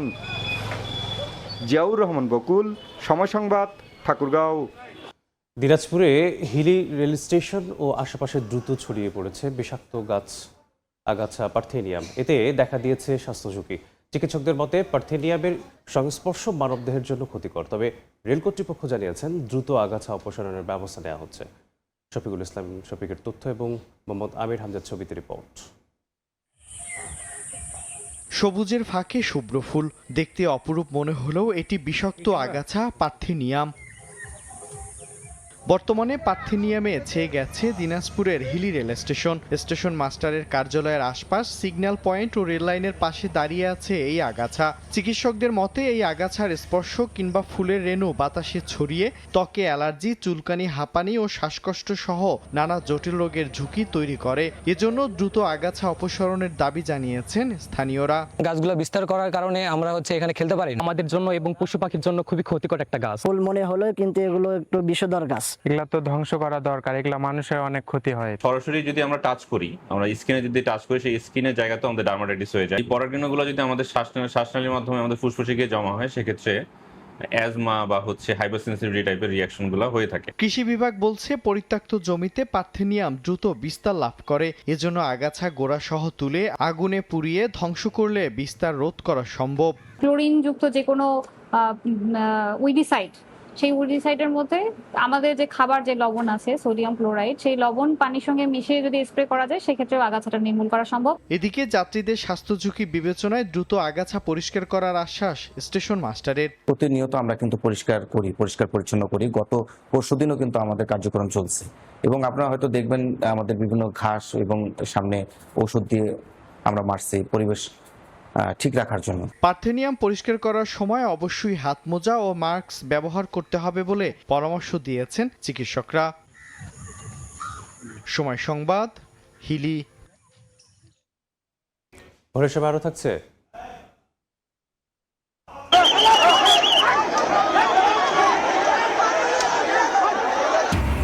নয়াদিল্লিতে ককরোচ জনতা পার্টির বিক্ষোভে পুলিশের টিয়ার গ্যাস, লাঠিচার্জ। তীব্র সমালোচনা রাহুল গান্ধীর। প্রথমবার আন্দোলনকারীদের সঙ্গে আলোচনায় সরকার। দাবি পূরণ না হওয়া পর্যন্ত আন্দোলন ও অনশন চালিয়ে যাওয়ার ঘোষণা দিয়েছে ভারতের ককরোচ জনতা পার্টি সিজেপি। সোমবার ভারতের পার্লামেন্ট অভিমুখে সিজেপির বিক্ষোভে রণক্ষেত্র পরিণত হয় নয়াদিল্লি। হাজারো বিক্ষোভকারীকে ছত্রভঙ্গ করতে টিয়ার গ্যাস, লাঠিচার্জ এবং কড়া নিরাপত্তা ব্যবস্থা নেয় পুলিশ। উত্তেজনার মধ্যেই প্রথমবার আন্দোলনকারীদের সঙ্গে আলোচনায় বসে কেন্দ্রীয় সরকার। সোমবার পার্লামেন্টমুখী চলো সংসদ কর্মসূচি নিয়ে যন্তর মন্তর থেকে পার্লামেন্ট ভবনের উদ্দেশ্যে যাত্রার সময় নিরাপত্তা বাহিনীর তোপের মুখে রণক্ষেত্রে পরিণত হয় ভারতের দিল্লি। বিক্ষোভ ঠেকাতে সংসদ ভবন, জনপথ, রায়সিনা রোড ও সংলগ্ন এলাকায় বহুস্তরের ব্যারিকেড বসায় দিল্লি পুলিশ। কয়েকটি মেট্রো স্টেশনের প্রবেশপথ বন্ধ করে দেয়া হয় এবং কেন্দ্রীয় দিল্লির বিভিন্ন এলাকায় বিধিনিষেধ জারি করা হয়। এরপরও রাতভর মানুষ যন্তর মন্তরে উপস্থিত থাকেন। ব্যারিকেড ভাঙার চেষ্টা হলে পুলিশ টিয়ার গ্যাস ছোড়ে এবং লাঠিচার্জ করে। পুলিশের দাবি, বিক্ষোভকারীদের ছোড়া ইটপাটকেল ও ভাঙচুরে 118 জনের বেশি পুলিশ সদস্য আহত হয়েছেন। অপরদিকে সিজেপির দাবি, আহত হয়েছেন অন্তত 60 জন আন্দোলনকারী। বিক্ষোভ চলাকালেই প্রথমবারের মতো সিজেপির প্রতিনিধিদের সঙ্গে বৈঠকে বসেন কেন্দ্রীয় স্বাস্থ্যমন্ত্রী ও রাজ্যসভার নেতা জেপি নাড্ডা। বৈঠকে 3 দফা দাবি তুলে ধরা হয়। শিক্ষামন্ত্রী ধর্মেন্দ্র প্রধানের পদত্যাগ বা অপসারণ, নিট পরীক্ষা কেন্দ্রে আত্মহত্যা করা শিক্ষার্থীদের পরিবারকে 1 কোটি রুপি ক্ষতিপূরণ এবং অনশনরত সোনাম ওয়াংচুককে অবিলম্বে মুক্তি। নাড্ডা বিষয়গুলো সরকারের উচ্চ পর্যায়ে আলোচনার আশ্বাস দিলেও কোনো লিখিত প্রতিশ্রুতি দেননি। এদিকে হাসপাতাল থেকে সোনাম ওয়াংচুক জানিয়েছেন, সরকার দায়িত্ব স্বীকার না করা বা সংসদে বিষয়টি আলোচনার নিশ্চয়তা না দেয়া পর্যন্ত তিনি অনশন চালিয়ে যাবেন। আন্দোলনের প্রতিষ্ঠাতা অভিজিৎ দীপকে নিজের অনশন শেষ করে পুনরায় আন্দোলনের নেতৃত্বে ফিরেছেন। বিক্ষোভে অংশ নিতে গিয়ে অসুস্থ হয়ে পড়েন বলিউড অভিনেত্রী শাবানা আজমি। পরে তিনি বলেন, শান্তিপূর্ণ প্রতিবাদ সংবিধান প্রদত্ত অধিকার এবং আন্দোলনকারীরা অহিংস পথেই দাবি আদায় করতে চান। এদিকে বিরোধী দলীয় নেতা রাহুল গান্ধী বলেছেন, শান্তিপূর্ণ বিক্ষোভ মৌলিক অধিকার এবং ক্ষমতা অপব্যবহারের জন্য সরকারকে একদিন জবাবদিহি করতেই হবে। আম আদমি পার্টির নেতা অরবিন্দ কেজরিওয়ালও শিক্ষার্থীদের উপর পুলিশি অভিযানের তীব্র সমালোচনা করেছেন। কেন্দ্রীয় সরকার বলছে, পরীক্ষা ব্যবস্থায় সংস্কার আনা হচ্ছে এবং আইনশৃঙ্খলা ভঙ্গের কোনো চেষ্টা মেনে নেওয়া হবে না। তবে সিজেপি স্পষ্ট জানিয়ে দিয়েছে, শিক্ষামন্ত্রীর পদত্যাগ সহ মূল দাবিগুলো পূরণ না হওয়া পর্যন্ত তারা রাজপথ ছাড়বে না। তাই সরকার ও আন্দোলনকারীদের মধ্যে শুরু হওয়া সংলাপ কোনো সমাধান বয়ে আনে নাকি আন্দোলন আরও বিস্তৃত হয়, সেদিকেই এখন নজর পুরো ভারতের। নাদিম মারজান, সময় সংবাদ। রাশিয়া ইউক্রেন যুদ্ধে আরও তীব্র হয়েছে পাল্টাপাল্টি হামলা। ওডেসা বন্দরের কাছে একটি জাহাজে রুশ হামলায় নিহত হয়েছেন অন্তত 10 জন। এর জবাবে মস্কো ও আশেপাশের এলাকায় 4 শতাধিক ড্রোন হামলা চালিয়েছে ইউক্রেন। একই সঙ্গে জ্বালানি অবকাঠামো, কৃষ্ণ সাগরের জাহাজ এবং রুশ লজিস্টিক নেটওয়ার্কেও লক্ষ্যবস্তুতে পরিণত হয়েছে। দক্ষিণ ইউক্রেনের ওডেসা বন্দরের কাছে গিনি বিসাউয়ের পতাকাবাহী ভুট্টা বোঝাই একটি বাণিজ্যিক জাহাজে ক্ষেপণাস্ত্র হামলা চালিয়েছে রাশিয়া। হামলায় বেশ কয়েকজন নিহত হন। ভারত ও সিরিয়ার নাগরিক সহ ৮ নাবিককে জীবিত উদ্ধার করা হয়েছে। রাশিয়ার দাবি ওডেসা বন্দরের জ্বালানি সংরক্ষণাগার লক্ষ্য করেই হামলা চালানো হয়েছিল। জুলাই মাসে শুধু ওডেসা অঞ্চলেই রুশ হামলায় নিহতের সংখ্যা দাঁড়িয়েছে অন্তত ২৮ জনে। এর জবাবে মস্কো ও আশপাশের অঞ্চলে রাতভর ৪ শতাধিক ড্রোন হামলা চালায় ইউক্রেন। রুশ কর্তৃপক্ষের দাবি, বেশিরভাগ ড্রোন ভূপাতিত করা হলেও বিভিন্ন এলাকায় ভবন ও একটি তেলের ডিপোতে আগুন লাগে। ইউক্রেনের প্রেসিডেন্ট ভলোদিমির জেলেনস্কি জানিয়েছেন, মস্কো অঞ্চলের তেল ডিপো ও রুশ সামরিক সরবরাহ অবকাঠামোতে সফলভাবে আঘাত আনা হয়েছে। একই সময় কৃষ্ণ সাগর ও অ্যাজভ সাগরে ৭টি রুশ জাহাজেও হামলার দাবি করেছে কিয়েভ। যুদ্ধের অর্থনৈতিক দিকেও বাড়ছে চাপ। রাশিয়ার বৃহত্তম অনলাইন মার্কেটপ্লেস ওয়াইল্ড বেরিজের একাধিক গুদামে ইউক্রেনের ড্রোন হামলায় ব্যাপক ক্ষয়ক্ষতি হয়েছে। রুশ কর্তৃপক্ষ এ ঘটনাকে সন্ত্রাসী হামলা বললেও ইউক্রেনের দাবি এসব স্থাপনা সামরিক সরঞ্জাম সংরক্ষণ ও সরবরাহে ব্যবহৃত হচ্ছিল। পাশাপাশি নভরোসিস্কে কাস্পিয়ান পাইপলাইন কনসোর্টিয়ামের তেল টার্মিনালে ড্রোন হামলার অভিযোগ তুলেছে মস্কো, যে কারণে আবারও তেল লোডিং কার্যক্রম স্থগিত করা হয়েছে। এতে বৈশ্বিক জ্বালানি সরবরাহ নিয়ে নতুন উদ্বেগ তৈরি হয়েছে। এদিকে খেরসনে রুশ বাহিনী নতুন ধরনের উচ্চ গতির ডাইভিং ড্রোন ব্যবহার শুরু করেছে বলে জানিয়েছে ইউক্রেন। ঘন্টায় ১৭০ কিলোমিটার বেশি গতিতে নিচে নেমে আসা এসব ড্রোন প্রতিহত করা প্রায় অসম্ভব হয়ে পড়েছে বলে দাবি ইউক্রেনীয় সেনাদের। বেসামরিক এলাকায় হামলা ও প্রাণহানি বাড়তে থাকায় আন্তর্জাতিক মহলেও উদ্বেগ বাড়ছে। কূটনৈতিক পর্যায়েও ইউক্রেনকে সমর্থনের বার্তা দিয়েছে যুক্তরাজ্য। দায়িত্ব নেওয়ার পর প্রথম দিনই প্রেসিডেন্ট জেলেনস্কির সঙ্গে ফোনালাপে নতুন প্রধানমন্ত্রী অ্যান্ডি বার্নহ্যাম বলেন, ইউক্রেনের প্রতি ব্রিটেনের অবস্থানে কোনো পরিবর্তন হবে না এবং রাশিয়ার ওপর চাপ অব্যাহত থাকবে। তিনি জেলেনস্কিকে দ্রুত যুক্তরাজ্য সফরের আমন্ত্রণও জানিয়েছেন। নাদিম মারজান, সময় সংবাদ। যুক্তরাজ্যের ৫৯তম প্রধানমন্ত্রী হিসেবে দায়িত্ব নিলেন লেবার নেতা অ্যান্ডি বার্নহ্যাম। ৫৬ বছর বয়সী বার্নহ্যাম কিয়ার স্টারমারের স্থলাভিষিক্ত হলেন। প্রথম ভাষণে জীবনযাত্রার ব্যয় কমানোর উপর গুরুত্ব দেন তিনি। এর আগে আনুষ্ঠানিকভাবে রাজা তৃতীয় চার্লসের কাছে পদত্যাগপত্র জমা দেন কিয়ার স্টারমার। যুক্তরাজ্যের নতুন রাজনৈতিক অধ্যায়ের সূচনা করলেন অ্যান্ডি বার্নহ্যাম। সোমবার দেশটির নতুন প্রধানমন্ত্রী হিসেবে দায়িত্ব নিয়েছেন তিনি। সরকারি বাসভবন ১০ নম্বর ডাউনিং স্ট্রিটের বাইরে প্রধানমন্ত্রী হিসেবে প্রথম বক্তব্যে নিজের পরিকল্পনা তুলে ধরেন এই লেবার নেতা। বলেন, জনগণকে স্বস্তি ফিরিয়ে দেওয়ার, রাজনীতিতে স্থিতিশীলতা আনা এবং জীবনযাত্রার ব্যয় কমানোকে গুরুত্ব দেবে তার সরকার। যুক্তরাজ্যের ৫৯তম প্রধানমন্ত্রী হিসেবে দায়িত্ব নেওয়ার আগে রাজা তৃতীয় চার্লসের সঙ্গে সাক্ষাৎ করেন বার্নহ্যাম। এরপরই আনুষ্ঠানিকভাবে সরকার গঠনের দায়িত্ব পান তিনি। সোমবার যুক্তরাজ্যের সদ্য সাবেক প্রধানমন্ত্রী কিয়ার স্টারমার ১০ নম্বর ডাউনিং স্ট্রিটে নিজের বিদায়ী ভাষণ দেন। বার্নহ্যামের প্রতি পূর্ণ সমর্থন দিয়ে সর্বাত্মক সাফল্য কামনা করেন। ভাষণের পর স্টারমার রাজা তৃতীয় চার্লসের কাছে আনুষ্ঠানিকভাবে পদত্যাগপত্র জমা দেন। ২০১৭ সাল থেকে গ্রেটার ম্যানচেস্টারের মেয়র হিসেবে দায়িত্ব পালন করা বার্নহ্যাম কোভিড-১৯ মহামারীর সময় উত্তর ইংল্যান্ডের স্বার্থে জোরালো অবস্থান নিয়ে কিং অব দ্য নর্থ নামে পরিচিতি পান। শুক্রবার লেবার পার্টির নেতা নির্বাচিত হওয়ার পর তিনি বলেন, গত ৪০ বছরের মধ্যে সবচেয়ে বড় রাজনৈতিক পরিবর্তনের সূচনা করতে চান। শিউলি রোসা, সময় সংবাদ। ভোরের সময় আরও থাকছে, বেসিকে বাংলাদেশি ভক্তদের উন্মাদনা দেখাতে চান আর্জেন্টাইন নাগরিক ব্রুনো। পুরো দলকে নিয়ে আসতে পিটিশন পেপার স্বাক্ষর নিয়েছে সমর্থকদের। নতুন করে স্বপ্ন দেখছেন ভক্তরা। ট্রাম্পের পর এবার দাবানল নিয়ে ওয়াশিংটনকে পাল্টা সতর্ক করল অটোয়া। কানাডার ব্রিটিশ কলম্বিয়া জানিয়েছে, ওয়াশিংটন ও ওরেগনের দাবানল থেকে আসা ধোঁয়াই সীমান্ত পেরিয়ে তাদের আকাশ দূষিত করছে। জলবায়ু পরিবর্তনের তীব্র প্রভাবে দাবানলের আগুনে পুড়ছে উত্তর আমেরিকা এবং ইউরোপ। কানাডা, যুক্তরাষ্ট্র, ফ্রান্স এবং স্পেনে একের পর এক দাবানলে হাজার হাজার হেক্টর বনভূমি পুড়ে গেছে। কানাডা ও যুক্তরাষ্ট্রের মধ্যে এবার নতুন বিতর্কের জন্ম দিয়েছে দাবানলের ধোঁয়া। কয়েকদিন আগে কানাডার দাবানলের ধোঁয়ায় যুক্তরাষ্ট্রের বিভিন্ন শহর ঢেকে যাওয়ার পর প্রেসিডেন্ট ডোনাল্ড ট্রাম্প কানাডার বন ব্যবস্থাপনার সমালোচনা করে শুল্ক বাড়ানোর হুমকি দেন। তবে এবার কানাডার ব্রিটিশ কলাম্বিয়া জানিয়েছে, ওয়াশিংটন ও ওরেগনের দাবানল থেকে আসা ধোঁয়াই সীমান্ত পেরিয়ে তাদের আকাশ দূষিত করছে। কুটেনে লেক ও ক্র্যানব্রুক অঞ্চলে জারি হয়েছে বায়ুর মান নিয়ে সতর্কতা।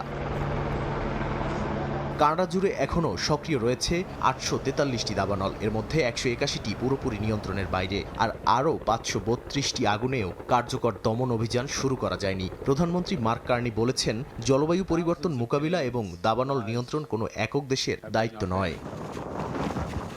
ইউরোপেও একই চিত্র। দক্ষিণ ফ্রান্সের ভার অঞ্চলে দাবানল নেভাতে আকাশ ও স্থলপথে একযোগে অভিযান চালাচ্ছেন 6 শতাধিক দমকল কর্মী। এরই মধ্যে 2 শতাধিক হেক্টর এলাকা পুড়ে গেছে এবং ক্ষতিগ্রস্ত হয়েছে অন্তত 10টি আবাসিক এলাকা। বছরের শুরু থেকে দেশটিতে প্রায় 40,000 হেক্টর বন ও উদ্ভিদাঞ্চল আগুনে পুড়ে গেছে, যা গত বছরের মোট ক্ষতির চেয়েও বেশি। স্পেনের কাস্তিয়ালা মাঞ্চা অঞ্চলেও ইতিহাসের সবচেয়ে বড় দাবানলের মুখোমুখি হয়েছে কর্তৃপক্ষ। গুয়াদালাহারা প্রদেশে 4 দিন ধরে জ্বলতে থাকা আগুনে এরই মধ্যে প্রায় 26,000 হেক্টর এলাকা পুড়ে গেছে। সরিয়ে নেওয়া হয়েছে 1,200 বাসিন্দাকে। নাদিম মারজান, সময় সংবাদ।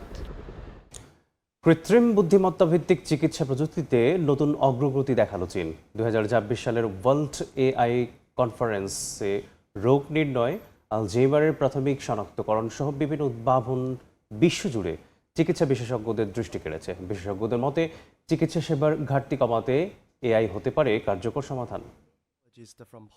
চীনের কৃত্রিম বুদ্ধিমত্তা ভিত্তিক চিকিৎসা প্রযুক্তি নজর কেড়েছে 2026 সালের ওয়ার্ল্ড এআই কনফারেন্সে। সাংহাই অনুষ্ঠিত এআই কনফারেন্সে চীনের বিভিন্ন প্রতিষ্ঠান চিকিৎসা খাতে এআই ভিত্তিক একাধিক প্রযুক্তি প্রদর্শন করে। এর মধ্যে এমন একটি এআই সিস্টেম রয়েছে যা মাথার এমআরআই স্ক্যান বিশ্লেষণ করে সর্বোচ্চ 74 ধরনের রোগ শনাক্ত করতে সক্ষম। সম্মেলনে অংশ নেওয়া রেডিওলজিস্টরা এই প্রযুক্তির প্রশংসা করেন। সম্মেলনে ইউনাইটেড ইমেজিং ইন্টেলিজেন্স এমন একটি মোবাইল ভিত্তিক এআই টুল প্রদর্শন করেছে যা স্মার্টফোনের মাধ্যমে সহজ মানসিক সক্ষমতা মূল্যায়ন করে আলঝেইমার রোগের প্রাথমিক লক্ষণ শনাক্ত করতে পারে। প্রতিষ্ঠানটির দাবি, প্রচলিত পরীক্ষার তুলনায় এই প্রযুক্তি পুরো মূল্যায়ন প্রক্রিয়া বিশ্লেষণ করে আরও বিস্তৃত ও নির্ভুল প্রতিবেদন তৈরি করে। বর্তমানে তাদের এআই প্রযুক্তি বিশ্বের 30টিরও বেশি দেশ ও অঞ্চলে ব্যবহৃত হচ্ছে। শীর্ষস্থানীয় কয়েকটি হাসপাতালে আমরা আমাদের এআই সমাধান চালু করেছি। আগে তারা দিনে প্রায় 60টি কার্ডিয়াক সিটি এনজিওগ্রাফি স্ক্যান করত। এআই সমাধান চালুর পর সেই সংখ্যা বেড়ে 200টিরও বেশি করোনারি সিটি এনজিওগ্রাফি স্ক্যানে পৌঁছেছে। ভিয়েতনামের কয়েকটি শীর্ষ হাসপাতালে এই প্রযুক্তি চালুর পর হৃদরোগ শনাক্তে সিটি এনজিওগ্রাফি পরীক্ষার সক্ষমতা উল্লেখযোগ্যভাবে বেড়েছে বলে দাবি প্রতিষ্ঠানটির। এদিকে সম্মেলনে চীন আন্তর্জাতিক এআই সহযোগিতা জোরদারে নতুন পরিকল্পনাও ঘোষণা করেছে।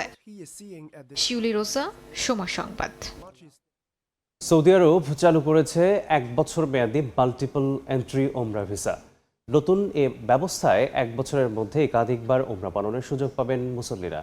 ভিসা জটিলতা কমিয়ে ধর্মপ্রাণ মুসলমানদের যাতায়াত সহজ করতে এই উদ্যোগ নিয়েছে দেশটির হজ ও ওমরা মন্ত্রণালয়। এখন থেকে ওমরা ভিসার জন্য আবেদনকারীদের দেয়া হবে 1 বছর মেয়াদী মাল্টিপল এন্ট্রি ভিসা। সৌদি আরব থেকে বিস্তারিত জানাচ্ছেন আরিফুর রহমান। প্রতিটি ধর্মপ্রাণ মুসল্লির স্বপ্ন থাকে পবিত্র কাবা শরীফে গিয়ে ওমরা পালনের, কিন্তু ভিসা জটিলতা, স্বল্প মেয়াদ কিংবা সময় মতো সাশ্রয়ী বিমান টিকিট না পাওয়ার কারণে অনেকের সে ইচ্ছা পূরণ হয় না। এসব ভোগান্তি কমাতেই 1 বছর মেয়াদী মাল্টিপল এন্ট্রি ওমরা ভিসা চালু করেছে সৌদি আরবের হজ ও ওমরা মন্ত্রণালয়। নতুন এই ভিসায় 365 দিনের মধ্যে একাধিকবার সৌদি আরবে ওমরা পালন করা যাবে, তবে 1 বছরে অবস্থানের সর্বোচ্চ সীমা 90 দিন। সৌদি কর্তৃপক্ষ বলছে এই উদ্যোগ সৌদি ভিশন 2030 এবং পিলগ্রিম এক্সপিরিয়েন্স প্রোগ্রাম এর অংশ। এর লক্ষ্য ওমরা যাত্রীদের যাতায়াত আরও সহজ করা এবং সেবার মান উন্নত করা। তবে প্রতিবার ওমরা পালনের আগে নুসুক প্ল্যাটফর্মের অনুমোদিত সেবা প্রদানকারীর কাছ থেকে সার্ভিস প্যাকেজ নিতে হবে। পাশাপাশি নুসুক অ্যাপের মাধ্যমে ওমরার পারমিট সংগ্রহ করাও বাধ্যতামূলক। মাল্টিপল ভাবে বছরের মধ্যে যতবার ইচ্ছা ততবারই আসতে পারতেছেন। যারা চাকরিজীবী আছে, যারা তাদের নির্দিষ্ট সময় ছাড়া ওমরা করার সুযোগ পাচ্ছেন না, এই ফলে তারা এই ওমরাটা যে কোনো সময় তারা করার একটা সুযোগ পাবে। নতুন এই ভিসার আরেকটি বিশেষ দিক হলো প্রতিবার সৌদি আরব ছাড়ার পর ভিসাটির সাময়িক নিষ্ক্রিয় হয়ে যাবে। পরবর্তী সফরের শর্ত পূরণ হলেই এটি আবার স্বয়ংক্রিয়ভাবে সক্রিয় হবে। তবে হজ মৌসুমে অর্থাৎ জিলকদ মাসের 1 তারিখ থেকে হজের 13 তারিখ পর্যন্ত এই মাল্টিপল এন্ট্রি ওমরা ভিসা কার্যকর থাকবে না বলে জানিয়েছে সৌদি কর্তৃপক্ষ। আরিফুর রহমান, সময় সংবাদ, সৌদি আরব। দেখছেন ভোরের সময়। দেশে জমকালো সংবর্ধনা পেল বিশ্ব চ্যাম্পিয়ন স্পেন। সেভিলেস চত্বরে লাখ লাখ সমর্থকের ভালোবাসায় সিক্ত বিশ্বকাপ জয়ী দল। রাতে জনসমুদ্রে পরিণত হয় সেভিলেস চত্বর। বিশ্বকাপ জয়ী দলকে অভিনন্দন জানাতে জড়ো হন সব বয়সী মানুষ। মঞ্চে হাজির হয় চ্যাম্পিয়ন দল। রদ্রি, ইয়ামাল, তেরেসেদের পেয়ে উচ্ছ্বাস প্রকাশ করেন স্প্যানিশরা। এর আগে স্থানীয় সময় বিকেলে চ্যাম্পিয়ন সদস্যরা দেখা করতে যান দেশটির রাজপরিবারের সঙ্গে। সেখানে তাদেরকে গার্ড অব অনার দেন সমর্থকরা। পরে রাজা ষষ্ঠ ফিলিপ এবং তার পরিবারের সদস্যদের সঙ্গে আরেক দফা গ্রুপ ফটো তোলেন ফুটবলাররা। পুরো দলকে অভিনন্দন জানান তারা। মন্টক্লুয়া প্রাসাদ থেকে পরে ছাদখোলা বাসের ট্রফি প্যারেডে অংশ নেন চ্যাম্পিয়নরা। লাখো সমর্থকদের ভিড় ঠেলে বিশ্ব চ্যাম্পিয়নদের নিয়ে যাওয়া হয় বিখ্যাত সেভিলেস স্কয়ারে।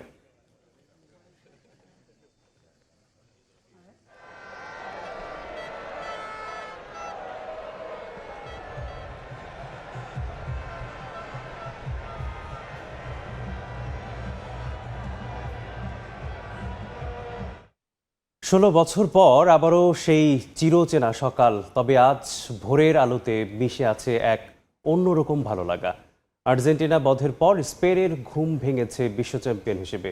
অথচ কারো চোখেই যেন ঘুম নেই। সবাই এখনও ভাসছেন উৎসবের সেই বুঁদ হয়ে থাকা আনন্দে। যে আনন্দ ধরে রাখতে ইতিহাসের সাক্ষী হতে পত্রিকা বিক্রির হিড়িক পড়েছে নিউজ স্ট্যান্ডগুলোতে। প্রতিটা কাগজের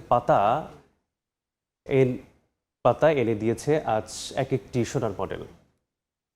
সকালের মতো ছিল না। রাতের দীর্ঘ উৎসব শেষে চোখ জুড়ে ক্লান্তির কথা থাকলেও মাদ্রিদের রাস্তায় শুধুই আনন্দের অনুরণন। 16 বছর পর আবারও বিশ্ব ফুটবলের সিংহাসনে লা রোহারা। সেই টানটান উত্তেজনা আর অতিরিক্ত সময়ে ফেরান তোরেসের জাদুকরি গোল সব যেন এখনো জীবন্ত স্প্যানিশদের চোখে মুখে।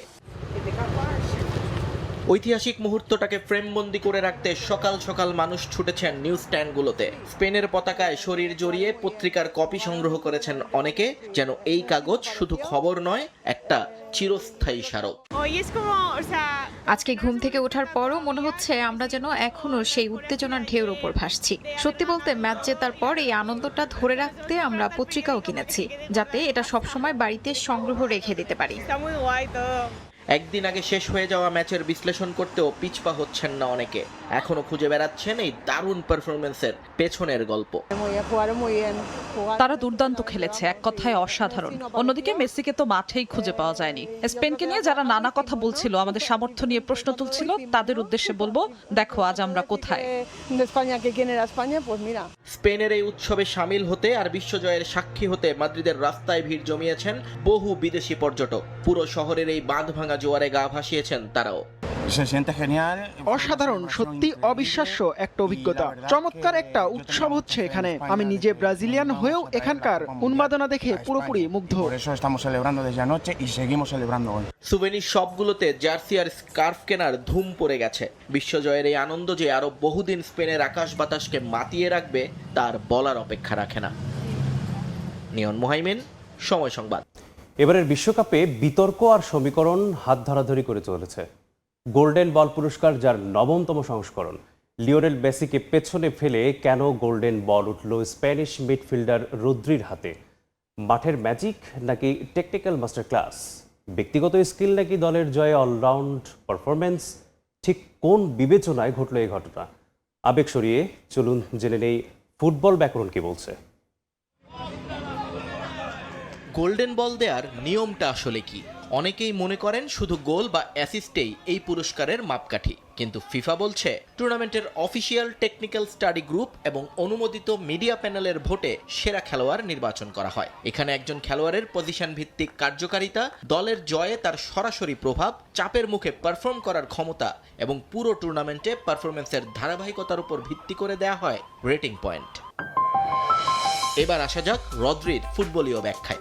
আধুনিক ফুটবলে রদ্রি হলেন একজন কমপ্লিট মিডফিল্ডার। এই টুর্নামেন্টে রদ্রির পাসিং অ্যাকুরেসি 90%-এর উপর। ডিফেন্সিভ থার্ড থেকে বল কেড়ে নিয়ে উইঙ্গার বা স্ট্রাইকারদের পায়ে বল যোগান দেয়া, বিপক্ষ দলের কাউন্টার অ্যাটাক মাঝমাঠেই ধ্বংস করে দেয়া এবং দলের খেলার গতি নিয়ন্ত্রণ করার ক্ষেত্রে রদ্রি ছিলেন অনন্য। ফুটবলীয় পরিভাষায় যাকে বলা হয় ডিকটেটিং দ্য গেম। রদ্রি শুধু নিজে খেলেননি, পুরো দলকে খেলিয়েছেন। তাহলে মেসি কেন পেলেন না? লিওনেল মেসি ফুটবল ইতিহাসের অন্যতম সেরা। এই টুর্নামেন্টেও হয়তো তার কিছু জাদুকরী মুহূর্ত ছিল, কিন্তু আধুনিক ফুটবলের ডেটা অ্যানালিটিক্স বলছে মেসির ওয়ার্ক রেট এবং অফ দ্য বল কন্ট্রিবিউশন রদ্রির চেয়ে বেশ কম ছিল। মেসি এখন এক বা দুটো জাদুকরী পাসে ম্যাচ জেতাতে পারেন, কিন্তু আধুনিক ফুটবল হাই প্রেসিং এবং 90 মিনিটের ধারাবাহিকতার উপর জোর দেয়। মেসি যেখানে নির্দিষ্ট কিছু মুহূর্তে আলো ছড়িয়েছেন, রদ্রি সেখানে টুর্নামেন্টের প্রথম ম্যাচ থেকে শেষ ম্যাচ পর্যন্ত প্রতি মিনিটে দলের রক্ষণ এবং আক্রমণে ভারসাম্য ধরে রেখেছেন। সহজ কথায়, মেসি যদি হন ফুটবলের কবিতা, রদ্রি তবে নিখুঁত গাণিতিক সমীকরণ। আর টুর্নামেন্টের টেকনিক্যাল কমিটি এবার কবিতার চেয়ে মাঠের কার্যকারিতা এবং ট্যাকটিক্যাল ধারাবাহিকতাকেই বেশি নম্বর দিয়েছে। আর ঠিক এই ফুটবলীয় কারণেই মেসির জনপ্রিয়তাকে ছাপিয়ে গোল্ডেন বলের ট্রফিটা উঠেছে রদ্রির হাতে। নিয়ন মোহাইমেন, সময় সংবাদ। যোগ্য দলের হাতেই উঠেছে বিশ্বকাপের শিরোপা। ফাইনালের মহারণে আর্জেন্টিনার চেয়ে সব বিভাগেই স্পেন এগিয়ে ছিল বলে মনে করেন বাফুফে সভাপতি তাবিথ আউয়াল। 2030 বিশ্বকাপেও মেসি খেলবেন বলে আশা তার। ব্যক্তিগত পুরস্কার না পেলেও একক চেষ্টায় মেসি যেভাবে দলকে ফাইনালে তুলেছেন তা অন্য কারো পক্ষেই সম্ভব হতো না বলে মনে করেন বাফুফে সভাপতি। 48 দলের বিশ্বকাপ আয়োজনকে সফল হিসেবে দেখছেন তাবিথ। তবে আগামী আসরগুলোতে ইউরোপ কোটা কমানোর পক্ষে বাফুফে সভাপতি। বিশ্বকাপের মতো বড় মঞ্চে রেফারিদের বিরুদ্ধে পক্ষপাতমূলক আচরণের অভিযোগ উড়িয়ে দিয়েছেন তিনি। নিউ জার্সিতে স্প্যানিশ সাম্রাজ্যের পতন হয়েছে আর্জেন্টিনার। 16 বছর পর দ্য গ্রেটেস্ট শো অন আর্থের মুকুট পুনরুদ্ধার করেছে স্পেন। দীর্ঘ 1 মাসেরও বেশি সময় ধরে ফুটবল উন্মাদনায় বুঁদ হয়েছিল বাংলাদেশও। 23তম আসরের ফাইনালের রোমাঞ্চ ছুঁয়ে গেছে বাফুফের সভাপতি তাবিথ আউয়ালকেও। ফাইনালে আকাশী সাদা শিবিরের হৃদয় ভাঙলেও বিশ্বকাপে মেটলাইফে যোগ্য দলের হাতেই ট্রফি উঠেছে বলে মনে করেন বাফুফের সভাপতি। আই জাস্ট থিঙ্ক স্পেন আরো বেশি ভালো খেলেছে। আমার মনে হয় কেউ খারাপ খেলেছে, but I think Spain exceptionally ভালো খেলেছে in all positions and all quarters. আর্জেন্টিনার সাইড থেকে আর্জেন্টিনার গোলকিপারটা মনে হয় সবচেয়ে বেশি বেটার পারফর্ম করেছিল। মহাকাব্য রচনা করতে পারেননি লিওনেল মেসি, তবে আর্জেন্টিনাকে ফাইনালে ওঠার পেছনে এককভাবে যে অবদান মেসি রেখেছেন তা অন্য সবকিছুর ঊর্ধ্বে বলে মনে করেন তিনি। রেকর্ড গড়ে 2030 বিশ্বকাপেও মেসির খেলার সম্ভাবনা দেখেন তাবিথ আউয়াল। অন্য প্লেয়াররা তো টিমটাকে টেনে ফাইনালে জানতে পারে না, but if you look at মেসির কিন্তু লাস্ট 3টা ম্যাচ মানে আর্জেন্টিনাকে কিন্তু সেই কিন্তু শেষের দিকে ঘুরায় কিন্তু ফাইনালে নিয়ে আসছে। এখন আর কত একটা প্লেয়ার দায়িত্ব নিবে বা একটা জায়গায় তো ভাগ্য তো আবার সাথে দেয় না। এই বয়সে উচিত ছিল দেখা যে আর্জেন্টিনাতে অন্য আরেকটা মেসি বা অন্য আরেকটা বেটার প্লেয়ার দলের হাল ধরেছিল। আর সে যে 39 বছর বয়সে এখনও মানে main player of the team, এটা তো তার জন্য একটা বড় পাওয়া। এবারের বিশ্বকাপে একাধিক ম্যাচে প্রশ্নবিদ্ধ ছিল রেফারির সিদ্ধান্ত, তবে বিশ্বকাপের মঞ্চে রেফারিদের পক্ষপাতিত্বের সুযোগ নেই বলে মনে করেন তাবিথ। 48 দলের বিশ্বকাপের সফল আয়োজনে মুগ্ধ হলেও ভবিষ্যতে ইউরোপের কোটা কমানোর পক্ষে বাফুফের সভাপতি। কিছু প্লেয়ার থাকে যারা কিন্তু একটু এক্সেপশনাল। ন্যাচুরালি মেসি এদের মতো প্লেয়ারদের উপরে যখন কোনো অ্যাটাক আসে, ফাউল আসে, রেফারিরা হয়তো আর একটু প্রোটেক্টিভ মেজার্স নেয়। এটা বায়াস বলা ঠিক হবে না, বাট এটা হয়তো স্ট্রেচিং দ্য লিমিট। আমি কিন্তু ইউরোপিয়ান কোটা বাড়ানোর একটু বিপক্ষে, কারণ আপনি দেখবেন যে 40 টিমস হওয়াতে 16টা ইউরোপের দেশ আসছে, 12টা গ্রুপ। তার মানে কিন্তু 12টা ইউরোপিয়ান দল চান্স পায় স্ট্রেট গ্রুপ চ্যাম্পিয়ন হইতে।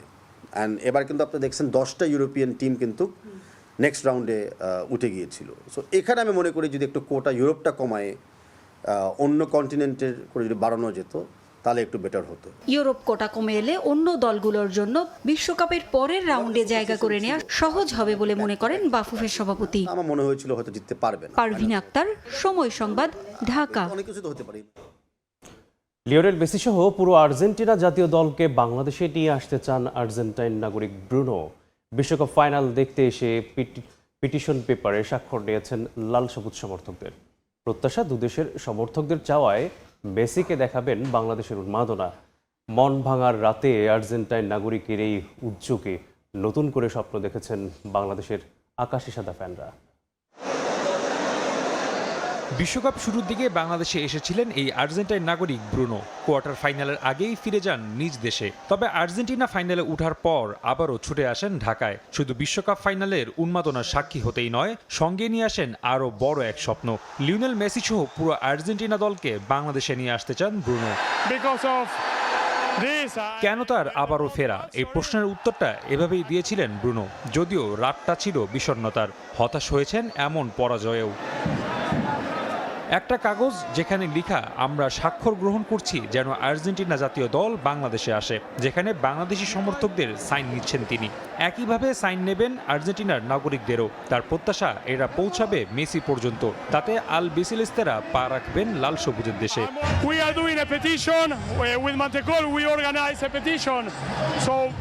Messi and the national team will come to Bangladesh. We are asking people in Bangladesh to sign this petition to bring the national team here to Bangladesh. কাগজে sign দেওয়া বাংলাদেশি সমর্থকরাও বিশ্বাস করেন তাদের ভালোবাসা এখন বিশ্বজুড়ে সুপরিচিত। তাই আশায় বুক বাঁধছেন আবারও মেসির পা পড়বে এই ভূখণ্ডে। যেহেতু এত ক্রেজ দেখাইতে পারছি, ইভেন এই ক্রেজটা যেহেতু ওদের পর্যন্ত চলে গেছে, আমরা আশা করব মেসি অবশ্যই আমাদের দেশে আসবে। আমরা তো এত ক্রাউড, আমরা সাপোর্ট করছি, ওনার খেলা দেখছি, আশা অবশ্যই করব, বিশ্বাস আছে অবশ্যই আসবে। ভালোবাসার এই স্বাক্ষরগুলো একদিন হয়তো পৌঁছে যাবে মেসিদের দুয়ারে। কোনো একদিন হয়তো লাল সবুজের দেশ আবারও বরণ করে নেবে আকাশী নীলদের। সেই স্বপ্ন নিয়েই অপেক্ষায় বাংলাদেশের সমর্থকরা। রাফি আমিন, সময় সংবাদ, ঢাকা। স্পেনের কাছে বিশ্বকাপ হারিয়ে স্তব্ধ আর্জেন্টিনার বুয়েন্স আইরেস। শহরের আকাশে বাতাসে নিঃশব্দ নীরবতা থাকলেও শিরোপার মঞ্চে উঠায় গর্বিত সমর্থকরা। আলবিচেলেস্তেদের দুহাত ভরে উজাড় করে দেয় লিওনেল মেসিকে ধন্যবাদ নাগরিক বিলবোর্ড গ্রাফিতিতে। মেসি মার্টিনেজদের সংবর্ধনার দিনে একদিনের ছুটি ঘোষণা করে রেখেছে দেশটির সরকারও। শহরে কোলাহল আছে, কিন্তু নেই কোনো ব্যস্ততা, মানুষের নেই কোনো দ্রুত পৌঁছানোর তাড়না। এ যেন এক হারেই আর্জেন্টিনার রাজধানী বুয়েন্স আইরেসকে থমকে দিয়েছে স্প্যানিশরা। এখানেই উৎসবের রং ছড়ানোর কথা ছিল মেসি ডিপলদের। চ্যাম্পিয়নদের বরণ করে নিতে কত শত না প্রস্তুতিও সেরে রেখেছিল দেশটির সরকার থেকে সাধারণ মানুষরা। এক ম্যাচেই সব হিসেব নিকেশ পাল্টে দিয়েছে। নিস্তব্ধ নগরীতে বিলবোর্ড, পত্রিকা ও ব্যানারে নিজেদের উজ্জীবিতর বার্তা। স্প্যানিশে লেখা ভেসে উঠেছে এগিয়ে চলো আর্জেন্টিনা। গত কয়েক বছরে জাতীয় দল যা করেছে তা অভূতপূর্ব ও অসাধারণ। তারা সবাই অসাধারণ। মেসি সেরা, আর স্কলানি ও পুরো কোচিং স্টাফ মিলে যা করেছেন তা সত্যি এক অনন্য অর্জন। উত্তর আমেরিকায় আর্জেন্টিনা গিয়েছিল শিরোপা ডিফেন্ড করতে। কাজটি ছিল কঠিন। ইতালি, ব্রাজিল ছাড়া আর কেউ হতে পারেনি টানা দ্বিতীয়বারের চ্যাম্পিয়ন। সেই ইতিহাস গড়ার খুব কাছে গিয়েও পারেনি আলবিসেলেস্তারা। তাতে দেশটির সমর্থকদের মন ভাঙলেও গর্বিত আর্জেন্টিনার এই দলকে নিয়ে। আমার মনে হয় তারা নিজেদের সবটুকু উজাড় করে দিয়েছে। সত্যি বলতে আমি তাদের নিয়ে গর্বিত। মানুষের ভালোবাসাটা এখানে স্পষ্ট ছিল। আমার মতে তারা দুর্দান্ত একটা বিশ্বকাপ উপহার দিয়েছে, আর আমার মনে হয় এক সময় না এক সময় তো হারার পালা আসবেই। 2026 মেসির সেই বিশ্বকাপ বলেই ধরা হচ্ছে। তাই আরও একবার মেসির হাতে এই স্বর্ণালী ট্রফিটি দেখতে চেয়েছিলেন ভক্ত সমর্থকরা, কিন্তু হয়নি। তবে আর্জেন্টাইনদের তা নিয়ে খুব একটা আক্ষেপও নেই। মেসি আমাদের জন্য যা কিছু দেয়ার তা আগেই দিয়ে দিয়েছেন। তার আর নতুন করে কিছুই দেওয়ার প্রয়োজন নেই। তিনি তার সমস্ত শক্তি, আবেগ ও জাদুকরী নৈপুণ্য আর্জেন্টিনাবাসীর জন্য উজাড় করে দিয়েছেন। মাদ্রিদে চলছে বিশ্ব চ্যাম্পিয়নদের উৎসব, যেটা হওয়ার কথা ছিল বুয়েন্স আইরেসে, কিন্তু সেটা হয়নি। তবে আর্জেন্টিনা ফাইনালে পৌঁছানোই দেশটির প্রেসিডেন্ট হাবিয়ের মিলেই পুরো দলকে সংবর্ধনা ও একদিনের সরকারি ছুটি ঘোষণা করেছেন। তবে সেটা এখনই হচ্ছে না, কারণ আর্জেন্টিনার পুরো দল নিউ জার্সি থেকে দেশে ফিরছে না। জিহাদ আল হাসান, সময় সংবাদ। হেরে যাওয়ার পর মাঠে দুই স্প্যানিশ ফুটবলারের গায়ে হাত তোলেন আর্জেন্টিনার ফুটবলার পারদেস। এরিয়ে বিশ্বজুড়ে শুরু হয়েছে সমালোচনার ঝড়। যদিও ভক্ত সমর্থকরা বলছেন ম্যাচ হেরে গিয়ে আবেগ ধরে রাখতে না পেরেই এই কাণ্ড ঘটিয়েছে পারদেস। শুধু মাঠের খেলোয়াড়দের মধ্যেই নয়, ক্ষোভ আবেগের বহিঃপ্রকাশ দেখা গেছে বুয়েন্স আইরেসের রাস্তায়ও। কেউ বলছে বলছে ডার্টি ফুটবল, আবার কেউ বলছে ডিসগ্রেসফুল। ম্যাচের শেষ বাঁশি বাজার পরেই মাঠের আগ্রাসী আর্জেন্টাইন ফুটবলার লিয়ান্দ্রো পারেদেস রীতিমতো তেড়ে গিয়ে আক্রমণ করেন স্পেনের দুই ফুটবলারকে। স্প্যানিশ ডিফেন্ডার এরিক গার্সিয়ার সঙ্গে বাকবিতণ্ডার এক পর্যায়ে তাকে ঘুষি মারেন। সতীর্থকে বাঁচাতে থিয়াগো আলমাদা গাভি এগিয়ে আসলে তাকেও ধাক্কা দিয়ে সরিয়ে দেওয়ার চেষ্টা করেন এবং পারেদেস গাভির মুখে আঘাত করেন। একজন আন্তর্জাতিক মানের খেলোয়াড়ের আচরণ কেন এত উদ্ধত্তপূর্ণ তা নিয়ে উঠেছে সমালোচনার ঝড়। এ ধরনের ব্যবহার খেলার সৌন্দর্য নষ্ট করে বলে মতামত তাদের। যে পারেদেস আলবিসেলেস্তেদের হয়ে ম্যাচে কোনো কিছুই করতে পারেননি, তার আচরণ এমন কেন হবে প্রশ্ন দর্শকদের। শুধু পারেদেসই নয়, লাল কার্ড পেয়ে মাঠ ছেড়ে যাওয়ার সময় মাইক্রোফোনে লাথি মারেন এনজো ফার্নান্দেস। তবে আবার অনেক ভক্ত সমর্থকরা বলছেন ম্যাচ হেরে চূড়ান্ত আবেগের বহিঃপ্রকাশ করেছেন পারেদেস। আর্জেন্টিনা বিশ্ব চ্যাম্পিয়ন না হতে পারলেও মাঠে উপস্থিত আর্জেন্টাইনদের মেসি মেসি ধ্বনিতে ছেয়ে যায় মেটলাইফ স্টেডিয়াম। আর সেই সময় নিজের চোখের পানি আর ধরে রাখতে পারলেন না লিওনেল মেসি। আবেগ যতই থাকুক না কেন, ফুটবলের লিগেসি বলছে খেলোয়াড়দের এমন আগ্রাসী আচরণ পুরোপুরিভাবে স্পোর্টসম্যানশিপের বিপরীত। মাঠের আর্জেন্টাইন খেলোয়াড়দের মতো এই একই ধরনের আবেগ দেখা গিয়েছে বুয়েন্স আইরেসেও। স্পেনের বিপক্ষে এমন শোচনীয় পরাজয় কোনোভাবেই মানতে পারছেন না আলবিসেলেস্তে সমর্থকরা। বুয়েন্স আইরেসের ওবেলিস্কে এলাকায় জড়ো হন হাজারো সমর্থক। এক পর্যায়ে পরিস্থিতি উত্তপ্ত হয়ে ওঠে। পুলিশকে লক্ষ্য করে ছোড়া হয় ইট পাটকেল ও বোতল। সংঘর্ষের কারণে বন্ধ হয়ে যায় আশপাশের প্রধান সড়কগুলো। তবে এখন পর্যন্ত হতাহত বা গ্রেফতারের কোনো তথ্য পাওয়া যায়নি। এ পর্যায়ে শীর্ষ সংবাদগুলো জানিয়ে দিচ্ছি আরেকবার। ফ্যাসিস্ট বিতাড়িত হওয়ার পর আত্মপ্রকাশ করে গুপ্তবাহিনী। প্রশাসনের কাজে বাধা দিচ্ছে সুপ্ত ও স্বৈরাচারীর লোকজন। শরিকদের সঙ্গে বৈঠকে প্রধানমন্ত্রী রুখতে ঐক্যের ডাক। বিএনপি ও জামাতের সঙ্গে আলাদা জোটে থাকা দেওবন্দি ধারার দলগুলোকে এক করার উদ্যোগ হেফাজতের। জোটে ভাঙন নয়, ঐক্য গড়াই লক্ষ্য। প্রক্রিয়া নিয়ে চাওয়া হয়েছে লিখিত মতামত। জুলাই হত্যা মামলায় মৃত্যুদণ্ডপ্রাপ্ত আসাদুজ্জামান কামালকে ফেরাতে ভারতকে চিঠি। ইতিবাচক সাড়ার আশা ঢাকার। বিয়ারবার সীমান্তে কাঁটাতারের বেড়া দেওয়ার প্রস্তাব। বৃষ্টির সময় দেখা গেছে সিটি কর্পোরেশনের যেই ভাঙাচোরা কাজটি শুরু করে, যতক্ষণ পর্যন্ত ইমপ্লিমেন্টেশন হবে না ততক্ষণ পর্যন্ত এরকম আমরা আশার বাণী শুনবো। প্রত্যেক বর্ষাতে আমরা গালাগালি করব। নতুন ট্রেন নির্মাণ সংস্কারে কোটি কোটি টাকা ব্যয়েও নেই সমাধান। সামান্য বৃষ্টিতেই ডুবে যায় ঢাকা, কমে না ভোগান্তি। খাল পুনরুদ্ধার, পানি বেরিয়ে যাওয়ার পথ না হলে কমবে না জলাবদ্ধতা।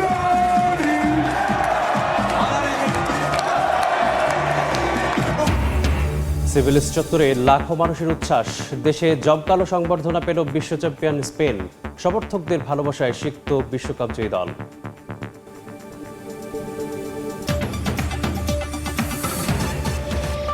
এই ছিল ভোরের সময়। এরপর সকালের সময় সঙ্গে থাকবেন আইরিন আয়াত। ধন্যবাদ আলিফ আপনাকে। সকালের সময় ফিরছে কিছুক্ষণ পর, সঙ্গে থাকুন সময়ের।